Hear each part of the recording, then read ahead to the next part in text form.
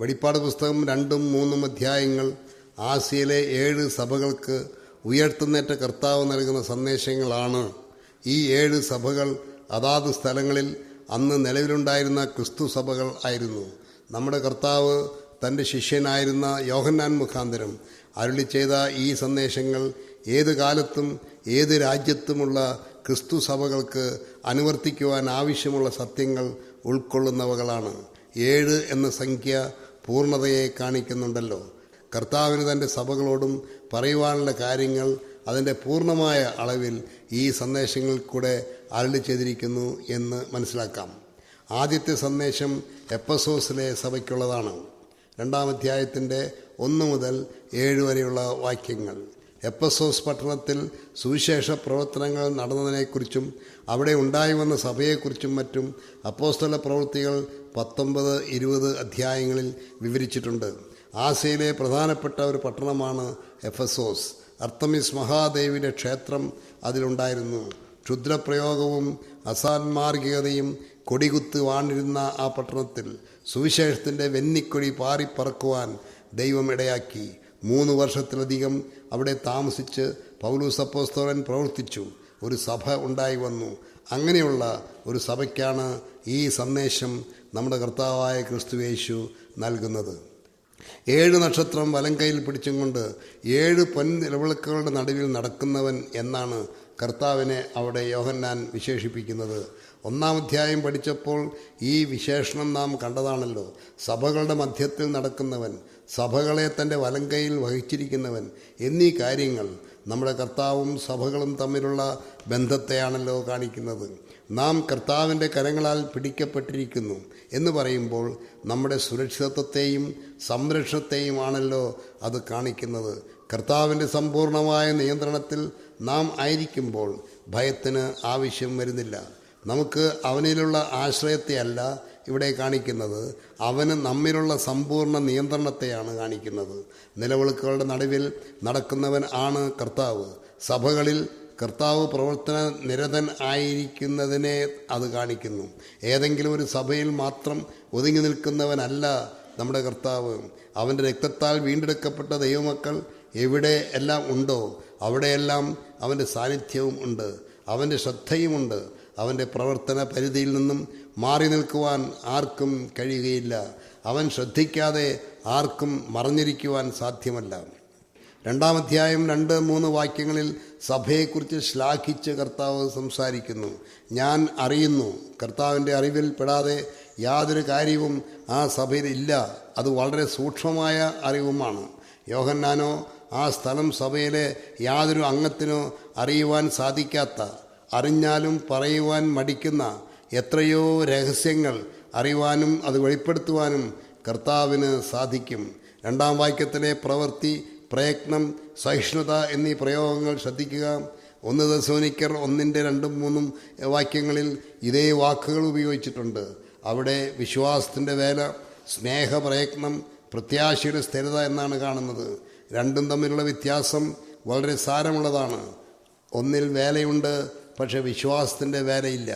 ഒന്നിൽ പ്രയത്നമുണ്ട്, പക്ഷെ സ്നേഹത്തിൻ്റെ പ്രയത്നമല്ല. ഒന്നിൽ സ്ഥിരതയുണ്ട് അഥവാ സഹിഷ്ണുത, പക്ഷേ പ്രത്യാശയുടെ സ്ഥിരതയല്ല. വിശ്വാസവും സ്നേഹവും പ്രത്യാശയും ആന്തരികമായ കാര്യങ്ങളാണ്. പുറമേയുള്ള പ്രവൃത്തികളിലും പ്രയത്നങ്ങളിലും സഹിഷ്ണുതയിലും കൂടെയാണ് അത് വെളിപ്പെടുത്തുന്നത്. പക്ഷേ പുറമേ കാണുന്നവകളിലെല്ലാം ഈ ആന്തരികമായ സ്വാധീനത ഉണ്ടോ എന്ന് കണ്ടുപിടിക്കുവാൻ നമ്മുടെ കർത്താവിന് മാത്രമേ കഴിയുകയുള്ളൂ. ആ അറിവ് സമ്പൂർണ്ണമാണ്. അത് അങ്ങനെയല്ല എന്ന് പറയുവാൻ നമുക്ക് സാധ്യമല്ല, ആർക്കും സാധ്യമല്ല. നമ്മുടെ പ്രവൃത്തികളും പ്രയത്നങ്ങളും സഹിഷ്ണുതയുമെല്ലാം കർത്താവിൻ്റെ അറിവിനാൽ പരിശോധിക്കപ്പെടുവാൻ സാധിക്കേണ്ടതാണ്. അങ്ങനെ കർത്താവ് പരിശോധിച്ച് നോക്കുമ്പോൾ നാം വിശ്വസ്തരായിട്ട് കാണപ്പെടുമോ? 4-ാം വാക്യത്തിൽ ആ സഭയുടെ കുറ്റമെടുത്ത് പറയുന്നുണ്ട്. ആദ്യ സ്നേഹം വിട്ടുകളഞ്ഞു. കർത്താവിനോടുള്ള സ്നേഹവും തമ്മിലുള്ള സ്നേഹവും ദൈവവചനത്തോടുള്ള സ്നേഹവും എല്ലാം ആദ്യ സ്നേഹം എന്ന പ്രയോഗത്തിൽ ഉൾക്കൊള്ളുന്നില്ലേ? അർത്തമിസ് മഹാദേവിയെ സ്നേഹിച്ച് ആരാധിച്ചിരുന്ന എഫെസോസുകാർ അത് വിട്ടുകളഞ്ഞ് ക്രിസ്തുവിനെ സ്നേഹിക്കുവാൻ ആരംഭിച്ചപ്പോൾ അവരുടെ സകല കാര്യങ്ങളും ഉപേക്ഷിച്ച് കളവാൻ അവർ തയ്യാറായി. ക്രിസ്തുവിൽ വിശ്വസിച്ചവർ ഏക ഹൃദയമുള്ളവരായി സകല പ്രശ്നങ്ങളെയും ഒരുമിച്ച് നിന്ന് നേരിട്ടു. ദൈവവചനത്തെ അവർ മാനിച്ചു. ആദ്യ സ്നേഹത്തിൻ്റെ മാധുര്യം, ആദ്യ സ്നേഹത്തിൻ്റെ കൂട്ടായ്മ, ആദ്യ സ്നേഹത്തിൻ്റെ ശക്തി, ആവേശം എന്നിവ അവർ ആസ്വദിച്ചു. ഇന്നോ അത് വിട്ടുകളഞ്ഞു എന്നാണ് കർത്താവ് പറയുന്നത്. മനഃപൂർവ്വം വേണ്ടെന്ന് വയ്ക്കുന്നതിനെയാണ് ആ വാക്ക് സൂചിപ്പിക്കുന്നത്. നമ്മുടെ ജീവിതത്തെ ഒന്ന് പരിശോധിച്ച് നോക്കുക. അനേക കാര്യങ്ങൾ നമുക്കുണ്ട്. 2-3 വാക്യങ്ങളിൽ പറഞ്ഞിട്ടുള്ള സകല ഗുണഗണങ്ങളും നമുക്കും അവകാശപ്പെടാം. വേണമെങ്കിൽ അതിൽ അഭിമാനിക്കുവാനും നമുക്ക് കഴിയും. എന്നാൽ അതിൻ്റെ എല്ലാം പുറകിൽ കർത്താവിനോടുള്ള സ്നേഹവും സഹോദരന്മാരോടുള്ള സ്നേഹവും ദൈവവചനത്തോടുള്ള ആദരവുമാണോ വ്യാപരിക്കുന്നത്? അതോ നമ്മുടെ ന്യായങ്ങളാണോ? ചിന്തിക്കുക. ഏതിൽ നിന്ന് വീണിരിക്കുന്നെന്ന് ഓർത്ത് മാനസാന്തരപ്പെട്ട് ആദ്യത്തെ പ്രവൃത്തി ചെയ്യുക എന്നാണ് കർത്താവ് അനുശാസിക്കുന്നത്. ഓർക്കുക, മാനസാന്തരപ്പെടുക, ആദ്യത്തെ പ്രവൃത്തി ചെയ്യുക. ഈ 3 കാര്യങ്ങൾ പ്രത്യേകം കുറിക്കൊള്ളേണ്ടതാണ്. ഏതിൽ നിന്ന് വീണിരിക്കുന്നു എന്ന് ഓർക്കുക, അന്ന് എവിടെ ആയിരുന്നു എന്നും ഇന്ന് എവിടെ ആയിരിക്കുന്നു എന്നും ബോധവാനാകുക എന്നാണ് അതിനർത്ഥം. എത്ര ഉയരത്തിലായിരുന്നു നാം, എന്നാൽ ഇപ്പോൾ എത്ര ആഴത്തിലാണ് നാം കിടക്കുന്നത്. മുടിയനായ പുത്രനെക്കുറിച്ചുള്ള ഉപമയിൽ ഈ സത്യങ്ങൾ കാണുവാൻ കഴിയും. അപ്പൻ്റെ വീട്ടിൽ നിന്നും പന്നികളുടെ നടുവിലായിപ്പോയി. അപ്പനെക്കുറിച്ചും അവിടെ അവൻ അനുഭവിച്ച നന്മകളെക്കുറിച്ചും അവൻ ഓർത്തു. അവന് സുബോധം വന്നു. അവൻ ഓർത്തു. അവൻ പുറപ്പെട്ടു. അപ്പൻ്റെ വീട്ടിലെത്തി. അപ്പനോടുകൂടെ ആനന്ദിച്ചു. നമ്മുടെ കർത്താവ് അതാണ് നമ്മിൽ നിന്നും പ്രതീക്ഷിക്കുന്നത്. ആദ്യ സ്നേഹത്തിൽ, ആ ആനന്ദത്തിൽ, ആ ഉയർന്ന ആത്മീയ അനുഭവത്തിൽ, ആ അപ്പനോട് കൂടെയുള്ള സന്തോഷത്തിൽ ആയിരിക്കുന്നത് എത്ര ശ്ലാഘനീയമാണെന്ന് നിങ്ങൾ ചിന്തിച്ചു നോക്കുക. മാനസാന്തരപ്പെടാഞ്ഞാൽ നിലവിളക്ക് അതിൻ്റെ നിലയിൽ നിന്നും നീക്കുമെന്ന് ഒരു മുന്നറിവും കർത്താവ് അവർക്ക് കൊടുക്കുന്നുണ്ട്. കർത്താവിൻ്റെ സാന്നിധ്യവും ശ്രദ്ധയുമില്ലാത്ത ഒരവസ്ഥയിലേക്ക് മാറ്റപ്പെടുന്നത് എത്ര ഭയങ്കരമായിരിക്കും എന്ന് ചിന്തിച്ചു നോക്കുക. അനേക സഭകളും ഇന്ന് കർത്താവിൻ്റെ സാന്നിധ്യത്തിൻ്റെ മനോഹരത്വം അനുഭവിക്കാതെ, അവൻ്റെ പ്രകാശം പ്രതിഫലിപ്പിക്കാതെ കേവലം നിലവിളക്കുകളായി മാത്രം കാണപ്പെടുന്നു. നമ്മുടെ നിലയിൽ നിന്നും നാം മാറ്റപ്പെടുവാൻ ഇടയാകാതിരിക്കണമെങ്കിൽ കർത്താവിൻ്റെ അനുശാസനവും മുന്നറിവും ചെവിക്കൊള്ളുകയും അതിനനുസരിച്ച് മാനസാന്തരപ്പെട്ട് അവനോട് അടുക്കുകയും ചെയ്യുവാൻ നാം സന്നദ്ധരാകണം. നിലവിളക്ക് പ്രകാശം വരുത്തുവാനുള്ളതാണ്. അതിൻ്റെ നില, ക്രിസ്തുവിൻ്റെ മഹത്വം മറ്റുള്ളവർ കാണുന്നതിന് വേണ്ടിയാണ്. അതില്ലാതെ പോയാൽ ആ നിലവിളക്ക് കൊണ്ട് മറ്റൊന്നും സാധിക്കുവാനില്ല. ക്രിസ്തുവിനെ പ്രതിഫലിപ്പിക്കാത്ത, ക്രിസ്തുവിൻ്റെ മഹത്വം വെളിപ്പെടുത്താത്ത, ക്രിസ്തുവിൻ്റെ സ്നേഹം പകർന്നു കൊടുക്കാത്ത, ക്രിസ്തുവിൻ്റെ വചനം ഐശ്വര്യമായി പ്രചരിക്കാത്ത സഭകൾ അവയുടെ നിലയെ നഷ്ടപ്പെടുത്തി കളഞ്ഞിരിക്കുകയാണ്. ഇന്നത്തെ നമ്മുടെ നില എന്തായിരിക്കുന്നുവെന്ന് ചിന്തിക്കുവാൻ നിങ്ങൾ തയ്യാറുണ്ടോ? സർവശക്തനായ കർത്താവ് നമ്മെ അതിന് സഹായിക്കുമാറാകട്ടെ. വെളിപ്പാട് പുസ്തകം 2-ാം അധ്യായത്തിൽ അതിൻ്റെ 6-ാം വാക്യം നോക്കുക. എങ്കിലും നിക്കോലാവ്യരുടെ നടപ്പ് നീ പകയ്ക്കുന്നു എന്നൊരു നന്മ നിനക്കുണ്ട്, അത് ഞാനും പകയ്ക്കുന്നു. നമ്മുടെ കർത്താവ് കുറ്റം കാണുന്നത് പോലെ തന്നെ നമ്മുടെ നന്മകളും കണ്ടു അതിനെക്കുറിച്ച് ശ്ലാഘിക്കുവാൻ മറന്നുപോകുന്നവനല്ല. എഫെസോസ് സഭയുടെ ഈ നന്മ എന്താണെന്ന് ശ്രദ്ധിക്കേണ്ടതുണ്ട്. അത് നമ്മിൽ കാണുവാൻ ആവശ്യമുണ്ടല്ലോ. അത് ഞാനും പകയ്ക്കുന്നു എന്ന് പ്രത്യേകം എടുത്തു പറയുന്നത് കൊണ്ട് കർത്താവ് പകയ്ക്കുന്നത് എന്തൊക്കെ എന്നറിയുവാൻ നമുക്ക് താല്പര്യം ഉണ്ടാകേണ്ടതാണ്. കർത്താവ് പകയ്ക്കുന്നതെല്ലാം പകയ്ക്കുവാനും, കർത്താവ് കുറ്റമായി കാണുന്നതെല്ലാം അങ്ങനെ തന്നെ കാണുവാനും, കർത്താവ് നന്മയാണെന്ന് പറയുന്നത് എല്ലാം അതുപോലെ അംഗീകരിക്കുവാനും നമുക്ക് സാധിക്കേണ്ടതല്ലേ? നിക്കോലാവ്യരുടെ നടപ്പ് ആണ് എഫെസോസ് സഭയിൽ കർത്താവ് പകച്ചിരുന്ന കാര്യം. നിക്കോലാവ്യർ ആരായിരുന്നു എന്നും അവരുടെ നടപ്പ് എന്തായിരുന്നുവെന്നും മനസ്സിലാക്കേണ്ടതുണ്ട്. വളരെ കൃത്യമായി പറയുവാൻ പ്രയാസമുള്ള ഒരു കാര്യമാണ് അത്. പല അഭിപ്രായങ്ങൾ വേദപണ്ഡിതന്മാർ പറയുന്നുണ്ട്. ആ വാക്കിൻ്റെ അർത്ഥം ജനത്തെ വശീകരിക്കുക, ജനത്തെ കീഴടക്കുക എന്നൊക്കെയാണത്രേ. ബിലയാമെന്ന പേരിൻ്റെ അർത്ഥവും ഇതിനോട് യോജിക്കുന്നതാണത്രേ. 2-ാം അധ്യായം 14-15 വാക്യങ്ങളിൽ ബിലയാമിനെക്കുറിച്ചും നിക്കോലാവിനെക്കുറിച്ചും പറയുന്നുണ്ട്. നിക്കോലാവരുടെ ഉപദേശവും ബിലയാമിൻ്റെ ഉപദേശവും തമ്മിൽ സാമ്യമുണ്ടെന്ന് സൂചനയാണ് അവിടെ നിന്ന് നമുക്ക് ലഭിക്കുന്നത്. അതുകൊണ്ട് നിക്കോലാവിയുടെ നടപ്പ് അവരുടെ ഉപദേശത്തിന് ഒത്തവണ്ണം ആയിരുന്നു എന്ന് മനസ്സിലാക്കാം. എഫെസോസിലെ മൂപ്പന്മാർക്ക് പൗലോസ് അപ്പോസ്തലൻ കൊടുക്കുന്ന അന്ത്യശാസനങ്ങൾ അപ്പോസ്തല പ്രവൃത്തി 20-ാം അധ്യായത്തിൽ രേഖപ്പെടുത്തിയിട്ടുണ്ട്. അതിൽ ഒരു ഭാഗം ഞാൻ വായിക്കുന്നത് ശ്രദ്ധിക്കുക.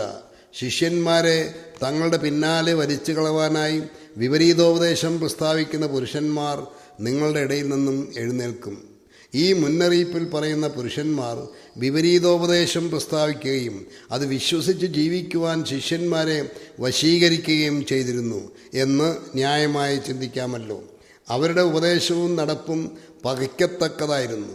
1-ാം നൂറ്റാണ്ടിലെ ക്രൈസ്തവ സഭയിൽ അപ്പോസ്തലന്മാർ ജീവിച്ചിരുന്ന കാലത്ത് തന്നെ കള്ള അപ്പോസ്തലന്മാരും കള്ളപ്രവാചകന്മാരും ഉണ്ടായിരുന്നു എന്ന് വ്യക്തമാണല്ലോ. കള്ള ക്രിസ്തുക്കൾ എഴുന്നേൽക്കുമെന്ന് കർത്താവ് ശിഷ്യന്മാർക്ക് മുന്നറിവ് കൊടുത്തിരുന്നതായി കാണുന്നു. അപ്പോസ്തലന്മാർ അല്ലാതിരിക്കെ തങ്ങൾ അപ്പോസ്തലന്മാർ എന്ന് പറയുന്നവരെ പരീക്ഷിച്ച് കള്ളന്മാരെന്ന് കണ്ടുപിടിക്കുവാൻ എഫെസോ സഭ പ്രത്യേകം ശ്രദ്ധിച്ചിരുന്നു. പരിശോധിച്ച് നോക്കിയാലേ അക്കാര്യം മനസ്സിലാകുകയുള്ളൂ എന്ന് സാരം. കള്ള അപ്പോസ്തലന്മാരും കള്ളപ്രവാചകന്മാരും ജനത്തിൻ്റെ ഇടയിൽ നിന്ന് തന്നെ ഉണ്ടായി വന്നവരാണ്. ക്രിസ്തുവിൻ്റെ ഉപദേശത്തിനും ഇവരുടെ നടപ്പിനും തമ്മിൽ വലിയ വലിയ അന്തരം പ്രത്യേകം എടുത്തു പറയുന്നുണ്ട്. കൊരിന്ത്യർക്കെഴുതിയ ലേഖനം 10-11 അധ്യായങ്ങൾ സൂക്ഷിച്ച് വായിച്ചു നോക്കിയാൽ അത് കാണാം. 11-ാം അധ്യായം 13, 14, 15 വാക്യങ്ങൾ നോക്കുക. ക്രിസ്തുവിൻ്റെ അപ്പോസ്തലന്മാരുടെ വേഷം അവർക്കുണ്ട്, പക്ഷേ സത്യം അതല്ല. സാത്താനും വെളിച്ചദൂതൻ്റെ വേഷം ധരിക്കുമത്രേ. സാത്താൻ്റെ ദാസന്മാർ നീതിയുടെ ദാസന്മാരുടെ വേഷം ധരിച്ചാൽ അതിശയിപ്പാനൊന്നുമില്ല എന്നാണ് അപ്പോസ്തലൻ പറയുന്നത്. അവരുടെ പ്രവൃത്തികൾക്ക് ഒത്തവണ്ണമായിരിക്കും അവരുടെ അവസാനം എന്ന് വെച്ചാൽ അവസാനത്തിലെ കാര്യങ്ങളുടെ സത്യാവസ്ഥ മനസ്സിലാകുകയുള്ളൂ. പത്രോസ് അപ്പോസ്തലനും യൂദയും കള്ളപ്രവാചകന്മാരെക്കുറിച്ച് വളരെ വ്യക്തമായ കാര്യങ്ങൾ പറഞ്ഞിട്ടുണ്ട്. 2 പത്രോസ് 2-ാം അധ്യായം സൂക്ഷിച്ച് പരിശോധിച്ച് നോക്കിയാൽ അത് സംബന്ധിച്ചുള്ള സത്യങ്ങൾ വ്യക്തമായി കാണുവാൻ കഴിയും. അവർ മതഭേദങ്ങളെ നുഴയിച്ച് കയറ്റുന്നവരാണ്. കൗശല വാക്കുകളാണ് അവരുടെ ഒരു തന്ത്രം. ദ്രവ്യാഗ്രഹമാണ് അവരുടെ പ്രേരകാശക്തി. ജഡീകോല്ലാസങ്ങളാണ് അവരുടെ സന്തോഷം. അസാൻമാരിക ജീവിതമാണ് അവരുടെ രഹസ്യം. സത്യമാർഗം ദുഷിക്കപ്പെടുന്നതാണ് അവരുടെ ലക്ഷ്യം. അവരുടെ ശരീരാത്മാ ദേഹികളെല്ലാം സാത്താൻ്റെ നിയന്ത്രണത്തിലായിരിക്കും. ജീവിത വിശുദ്ധി അവർക്കില്ല. അതേസമയം വിശുദ്ധിയുടെ പാരമ്യത്തെക്കുറിച്ച് അവർ പ്രസംഗിക്കും. അകത്ത് ഇരുട്ടാണെങ്കിലും പുറത്ത് വെളിച്ചമായിരിക്കും അവരുടെ വേഷം. അങ്ങനെയുള്ള നിക്കോലാവരുടെ നടപ്പ് ഇക്കാലത്ത് എത്രയോ വർദ്ധിച്ചിട്ടില്ലേ? അവരെ മനസ്സിലാക്കുവാനും അവരുടെ ഉപദേശത്തെയും നടപ്പിനെയും വെറുക്കുവാനും നമുക്ക് ആവശ്യമില്ലേ? വളരെ സൂക്ഷിച്ച് വളരെ ചിന്തിച്ച് കാര്യങ്ങൾ മനസ്സിലാക്കുവാൻ ശ്രമിക്കേണ്ടത് ആവശ്യം. കള്ളപ്രവാചകനായ ബലയാം ഇസ്രായേലിൻ്റെ നാശത്തിനു വേണ്ടി ചെയ്ത തന്ത്രപരമായ കാര്യം മോവാബ്യ സ്ത്രീകളുമായി ദൈവജനം സമ്പർക്കം പുലർത്തുവാൻ സൗകര്യമുണ്ടാക്കി കൊടുക്കുകയായിരുന്നു. നിക്കോലാവയുടെ ഉപദേശത്തിൻ്റെ കാതൽ അവിടെ കാണാം. ആ ഉപദേശം അവരുടെ നടപ്പിൽ അഥവാ ജീവിതത്തിൽ തെളിഞ്ഞു കാണുവാൻ സാധിക്കും. ഇന്നത്തെ ലോകത്തിലേക്ക് നാം ഒന്ന് കണ്ണോടിച്ചാൽ ഈ വസ്തുതകൾ എത്രയോ സത്യമാണെന്ന് യാതൊരു സംശയവും കൂടാതെ സമ്മതിക്കുവാൻ ഇടയാകുന്നതാണ്. ക്രൈസ്തവ സമൂഹങ്ങളിലും ഈ ഉപദേശത്തിൻ്റെ അതിപ്രസരം ശക്തിയായി സ്വാധീനം ചെലുത്തി കഴിഞ്ഞിട്ടുണ്ട്.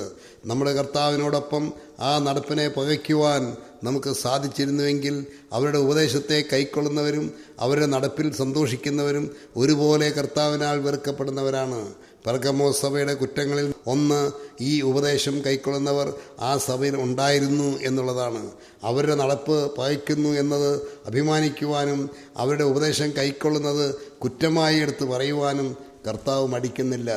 ഏത് കാലത്തും കർത്താവ് അത് ചെയ്യുന്നുണ്ട്, ചെയ്യുകയും ചെയ്യും. യാതൊരു ദാക്ഷിണ്യവും അക്കാര്യത്തിൽ കർത്താവ് കാണിക്കുന്നില്ല. നാം വളരെ ഭയത്തോടും വിറയലോടും കൂടെ ശ്രദ്ധിക്കേണ്ടതായ ഒരു സത്യമാണ് അത്. ശത്രുക്കളെ സ്നേഹിക്കുക എന്ന് കൽപ്പിച്ച കർത്താവ് തന്നെയാണ് ഇത് പറയുന്നത്. അതൊരു വിരോധാഭാസമായി നമുക്ക് തോന്നാം. സ്നേഹിക്കുക എന്ന് പറയുന്നവൻ തന്നെ പകയ്ക്കുക എന്ന് സൂചിപ്പിക്കുന്നു. നമ്മുടെ കർത്താവിൻ്റെ ഒരു സ്വഭാവം ഇതിൽ വെളിപ്പെടുന്നുണ്ട്. പാപികളെ സ്നേഹിക്കുന്നവനും പാപത്തെ പകയ്ക്കുന്നവനുമാണ് നമ്മുടെ കർത്താവായ ക്രിസ്തുയേശു. അതേ സ്വഭാവം നമ്മളിലും ഉണ്ടാകേണ്ടതാണ്. നിക്കോലാവരുടെ നടപ്പും ഉപദേശവും നാം വെറുക്കണം. അതോടൊപ്പം അവരോട് സ്നേഹത്തിൽ സത്യം സംസാരിക്കുവാനും നമുക്ക് സാധിക്കേണ്ടതാണ്. അപ്പോൾ തന്നെ ക്രിസ്തുവിൻ്റെ ഉപദേശത്തിൽ നിലനിൽക്കാതെ അതിർ കടന്നു പോകുന്ന ആരോടും കുശലം പറയുകയോ അവരെ വീട്ടിൽ കൈക്കൊള്ളുകയോ ചെയ്യരുത് എന്ന് സ്നേഹത്തിൻ്റെ അപ്പോസ്തലനായ യോഹന്നാൻ അനുശാസിക്കുന്നുണ്ട്. 2 യോഹന്നാൻ 9 മുതൽ 11 വരെയുള്ള വാക്യങ്ങൾ വായിച്ചു നോക്കുക. അവന് കുശലം പറയുന്നവൻ അവൻ്റെ ദുഷ്പ്രവൃത്തികൾക്ക് കൂട്ടാളിയല്ലോ എന്നാണ് യോഹന്നാൻ പറയുന്നത്. ആരോടെല്ലാം നാം കൂട്ടുപിടിക്കുന്നുവോ അവരുടെ പ്രവൃത്തികളോട് നാം കൂട്ടാളികളായി തീരുമല്ലോ. ജീവിതത്തിൽ പാലിച്ചുകൊള്ളുവാൻ ആവശ്യമുള്ള ഉപദേശങ്ങളാണ് അവയെല്ലാം. നിക്കോലാവ്യരുടെ ഉപദേശവും നടപ്പും എന്താണെന്ന് മനസ്സിലാക്കുവാൻ ക്രിസ്തുവിൻ്റെ ഉപദേശവും നടപ്പും എന്താണെന്ന് നാം മനസ്സിലാക്കിയിരിക്കണം. അതിൽ യോജിക്കാത്ത എന്തും കർത്താവ് പകയ്ക്കുന്നു എന്നാണ് ഗ്രഹിക്കേണ്ടത്. ഒരു താരതമ്യ പഠനത്തിന് നാം മുതിരുമ്പോൾ ദൈവവചനത്തെയാണ് ആ പഠനത്തിന് മാനദണ്ഡമാക്കേണ്ടത്. ക്രിസ്തുവിൻ്റെ ഉപദേശം ദൈവവചനമാണ്. അവൻ വചനമാണല്ലോ. ദൈവവചനത്തിനനുസരിച്ചുള്ള നടപ്പാണ് ക്രിസ്തു ശിഷ്യന്മാരുടെ നടപ്പ്. എഫേസ്യ ലേഖനത്തിൽ ഈ നടപ്പിൻ്റെ വിവിധ വശങ്ങൾ കാണുന്നുണ്ട്. മുൻപ് നമ്മുടെ നടപ്പ് എങ്ങനെയായിരുന്നു എന്നും ഇപ്പോൾ നാം എങ്ങനെ നടക്കണമെന്നുമുള്ള ഉപദേശങ്ങൾ ആ ലേഖനത്തിൽ ഉണ്ട്. വിളിച്ചിരിക്കുന്ന വിളിക്ക് യോഗ്യമാവണ്ണം നടക്കണം. വ്യർത്ഥ ബുദ്ധി അനുസരിച്ച് നടക്കരുത്. ജ്ഞാനികളായി നടക്കണം. ഇവയിൽ നിന്നെല്ലാം വ്യത്യസ്തമായ നടപ്പ് പ്രത്യേകം സൂക്ഷിക്കേണ്ടിയിരിക്കുന്നു.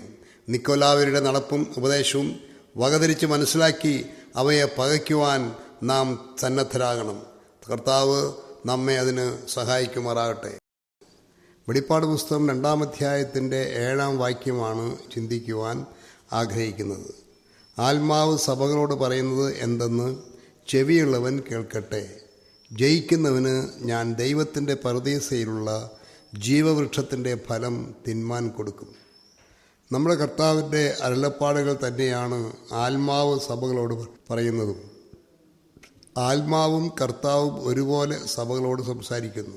ഒരു സഭയോട് മാത്രമല്ല, എല്ലാ സഭകളോടും സംസാരിക്കുന്നുണ്ട്. എഫെസോസ് സഭയോട് അരുളി ചെയ്ത കാര്യങ്ങൾ അതുപോലെ തന്നെ ഏതു കാലത്തുമുള്ള സഭകളോടുള്ള അരുളപ്പാടുകളാണ്. അത് ആത്മാവ് പറയുന്നതുമാണ്. വെളിപ്പാട് പുസ്തകം ദൈവത്തിൻ്റെ വചനമാണെന്നും അത് നമ്മുടെ കർത്താവ് അരുളി ചെയ്തതാണെന്നും അത് ആത്മാവ് പറയുന്നതാണെന്നും മനസ്സിലാക്കി ഇരിക്കേണ്ടതാണ്. ചെവിയുള്ളവൻ കേൾക്കട്ടെ എന്നുള്ള ആഹ്വാനം ശ്രദ്ധിക്കുക. നമ്മുടെ കർത്താവ് പറഞ്ഞ ഉപമകളിൽ ഈ പ്രയോഗം ആവർത്തിച്ച് കാണാം. ചെവിയുടെ ഉപയോഗം കേൾവിയാണല്ലോ. ചെവിയുള്ളവൻ കേൾക്കട്ടെ എന്ന് പറയുമ്പോൾ അതിൻ്റെ ആശയം എന്തായിരിക്കും? കേൾക്കുക എന്നതിനേക്കാൾ ശ്രദ്ധിച്ച് കേൾക്കുക എന്ന സൂചന അവിടെയുണ്ട്. അത് കേൾക്കുവാൻ വേണ്ടി മനസ്സുവയ്ക്കണം എന്ന ആശയമാണ് അവിടെയുള്ളത്. ഹൃദയത്തിൻ്റെ ചെവിയാണ് ഇവിടെ ഉദ്ദേശിക്കുന്നത്. ആത്മാവ് പറയുന്നത് കേൾക്കുവാൻ തക്കവണ്ണം നമ്മുടെ ഹൃദയത്തിൻ്റെ ചെവി തുറന്നിരിക്കണം എന്ന് സാരം.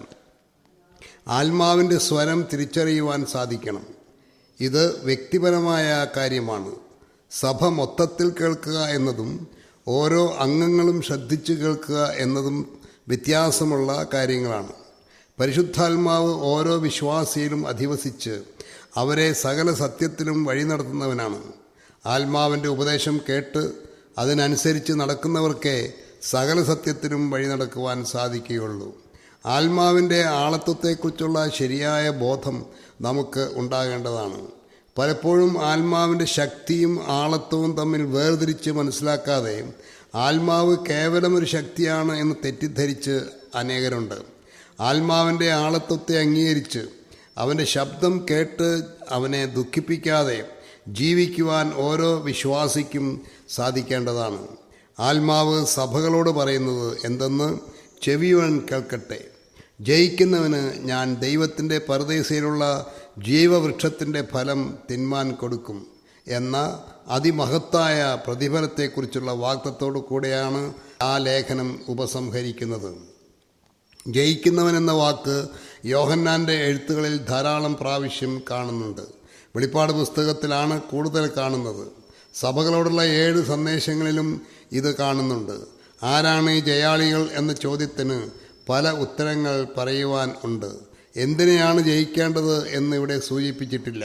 നമ്മുടെ കർത്താവ് മാളിക മുറിയിൽ വെച്ച് ശിഷ്യന്മാരോട് സംസാരിക്കുമ്പോൾ പറഞ്ഞ ഒരു വാചകം ഈ തരുണത്തിൽ ശ്രദ്ധേയമാണ്. ലോകത്തിൽ നിങ്ങൾക്ക് കഷ്ടമുണ്ട് എങ്കിലും ധൈര്യപ്പെടുവിൻ, ഞാൻ ലോകത്തെ ജയിച്ചിരിക്കുന്നു എന്ന് ക്രിസ്തു പറഞ്ഞു. ഇവിടെ ലോകത്തെ ജയിക്കുക എന്ന് പറയുന്നതിൻ്റെ സാരം എന്തായിരിക്കും? നമ്മുടെ കർത്താവ് ലോകത്തെ ജയിച്ചവൻ ആയതുകൊണ്ട് നമുക്കും അവനിലുള്ള വിശ്വാസത്താലും ആശ്രയത്താലും ലോകത്തെ ജയിക്കുവാൻ കഴിയുമെന്നും അതിനാൽ ധൈര്യപ്പെടുവിൻ എന്നുമാണല്ലോ കർത്താവ് പറഞ്ഞതിൻ്റെ സാരം. ലോകത്തിൽ നിങ്ങൾക്ക് കഷ്ടമുണ്ട് എന്ന മുന്നറിവും അതിലുണ്ട്. ഈ ലോകത്തെ ജയിക്കുക എന്നതുകൊണ്ട് നമ്മുടെ ജീവിതത്തിൽ നാം നേരിടേണ്ടി വരുന്ന കഷ്ടതകളെ അതിജീവിക്കുക എന്ന ആശയമല്ലേ നമുക്ക് ലഭിക്കുന്നത്? യോഹന്നാൻ്റെ ലേഖനത്തിൽ ഈ ആശയത്തെ ഒന്നുകൂടെ വിശദമാക്കുന്നുണ്ട്. 1 യോഹന്നാൻ 5-ാം അധ്യായത്തിൻ്റെ 4-5 വാക്യങ്ങൾ വായിച്ചു നോക്കുക. ദൈവത്തിൽ നിന്നും ജനിച്ചതൊക്കെയും ലോകത്തെ ജയിക്കുന്നു. ലോകത്തെ ജയിച്ച ജയമോ നമ്മുടെ വിശ്വാസം തന്നെ. യേശു ദൈവപുത്രൻ എന്ന് വിശ്വസിക്കുന്നവൻ അല്ലാതെ ആരാകുന്നു ലോകത്തെ ജയിക്കുന്നവർ? ഈ ലോകജീവിതം ഒരു സമരമാണ്. അത് ജയിക്കുക എന്നത് യേശുക്രിസ്തുവിലുള്ള വിശ്വാസത്താലും ആശ്രയത്താലും സാധിക്കേണ്ടതാണ്. വിശ്വസിക്കുന്നവർ ലോകത്തെ ജയിച്ചിരിക്കുന്നു എന്നാണ് പറഞ്ഞിട്ടുള്ളത്. കേവലം വിശ്വസിക്കുക എന്നതല്ല, വിശ്വസിച്ച് ജീവിക്കുക എന്നതാണ് പ്രാധാന്യം. ആ വിശ്വാസ ജീവിതം സകല പ്രതികൂലങ്ങളെയും അതിജീവിക്കുന്നതായിരിക്കും. ദൈവത്തെ സ്നേഹിച്ച് അവൻ്റെ കൽപ്പനകളെ പ്രമാണിച്ചുകൊണ്ടുള്ള ഒരു ജീവിതത്തെയാണ് അത് ഉദ്ദേശിക്കുന്നത്. ഈ ലോകത്തിന് അനുരൂപരായ ജീവിതം ആയിരിക്കില്ല അത്. ദൈവമക്കൾക്കെല്ലാം ഈ ജീവിതം സാധ്യമാണ്. എന്നാൽ പലരും വിജയകരമായ ആ ക്രിസ്തീയ ജീവിതം ഉള്ളവർ അല്ല എന്ന് പറയുവാൻ മടിക്കേണ്ടതില്ല. ജയിക്കുന്നവന് ലഭിക്കുമെന്ന് കർത്താവ് അരുളിച്ചെയ്ത അനുഗ്രഹങ്ങൾ ശ്രദ്ധിക്കുക. ദൈവത്തിൻ്റെ പറുദീസയിലുള്ള ജീവവൃക്ഷത്തിൻ്റെ ഫലം തിന്മാൻ കൊടുക്കും. പറുദീസ എന്ന വാക്ക് പുതിയ നിയമത്തിൽ 3 പ്രാവശ്യമാണ് ഉപയോഗിച്ചിട്ടുള്ളത്. ലൂക്കോസ് സുവിശേഷം 23:43, 2 കൊരിന്ത്യർ 12:3, വെളിപ്പാട് പുസ്തകം 2-ാം അധ്യായം 7-ാം വാക്യം. ഈ വാക്കിൻ്റെ അർത്ഥം തോട്ടം എന്നാണ്. എന്നാൽ കേവലം ഒരു തോട്ടം എന്ന ആശയത്തേക്കാൾ എത്രയോ മഹത്വസമ്പൂർണമായ ആശയമാണ് ഈ വാക്കിനുള്ളത് എന്ന് കാണുവാൻ പ്രയാസമില്ല. ദൈവത്തിൻ്റെ വാസസ്ഥലമാണ് പറുദീസ. മനുഷ്യനുമായി ദൈവം സമ്പർക്കം പുലർത്തുവാൻ ഇഷ്ടപ്പെട്ടത് ഏദനിലെ തോട്ടത്തിൽ ആയിരുന്നുവല്ലോ. ആ തോട്ടത്തിലായിരുന്നു ജീവവൃക്ഷവും. മനുഷ്യൻ ഈ സമ്പർക്കം തകർത്ത് കളഞ്ഞു. സാത്താനുമായി സമ്പർക്കം പുലർത്തി അവൻ തോട്ടത്തിൽ നിന്നും പുറത്താക്കപ്പെട്ടു. എന്നാൽ യേശുക്രിസ്തുവിൻ്റെ മരണപുനരുത്ഥാനങ്ങളാൽ ദൈവവുമായുള്ള സമ്പർക്കത്തിലേക്ക് മനുഷ്യൻ വരുവാൻ പറുദീസയിലേക്കുള്ള വാതിൽ തുറന്നുകൊടുത്തു. ഇന്ന് നീ എന്നോടുകൂടെ പറുദീസയിൽ ഇരിക്കുമെന്ന് യേശുക്രിസ്തു ആ കള്ളനോട് പറഞ്ഞതിൻ്റെ സാരം അതാണല്ലോ. യേശുക്രിസ്തുവിലുള്ള വിശ്വാസത്താൽ ആ പറുദീസയുടെ അനുഭവത്തിലേക്ക് ഏതു മനുഷ്യനും വന്നു ചേരാം. ദൈവത്തിൻ്റെ പറുദീസയിലെ ജീവവൃക്ഷത്തിൻ്റെ ഫലം തിന്മാൻ ലഭിക്കുന്നതിനെക്കുറിച്ച് ചിന്തിച്ചു നോക്കുക. ജീവവൃക്ഷം, ജീവൻ്റെ അപ്പം, ജീവജലം എന്നീ പ്രയോഗങ്ങളിലെല്ലാം ഉൾക്കൊള്ളുന്ന ആശയം ജീവൻ നൽകുന്ന ഘടകം എന്നാണല്ലോ. ക്രിസ്തുവിൽ നമുക്ക് ലഭിക്കുന്ന നിത്യജീവനെയാണ് ഇതുകൊണ്ടെല്ലാം അർത്ഥമാക്കുന്നത്. ഒരു പാപിക്ക് ജീവവൃക്ഷത്തിൻ്റെ ഫലം തിന്മാൻ അനുവാദമില്ല.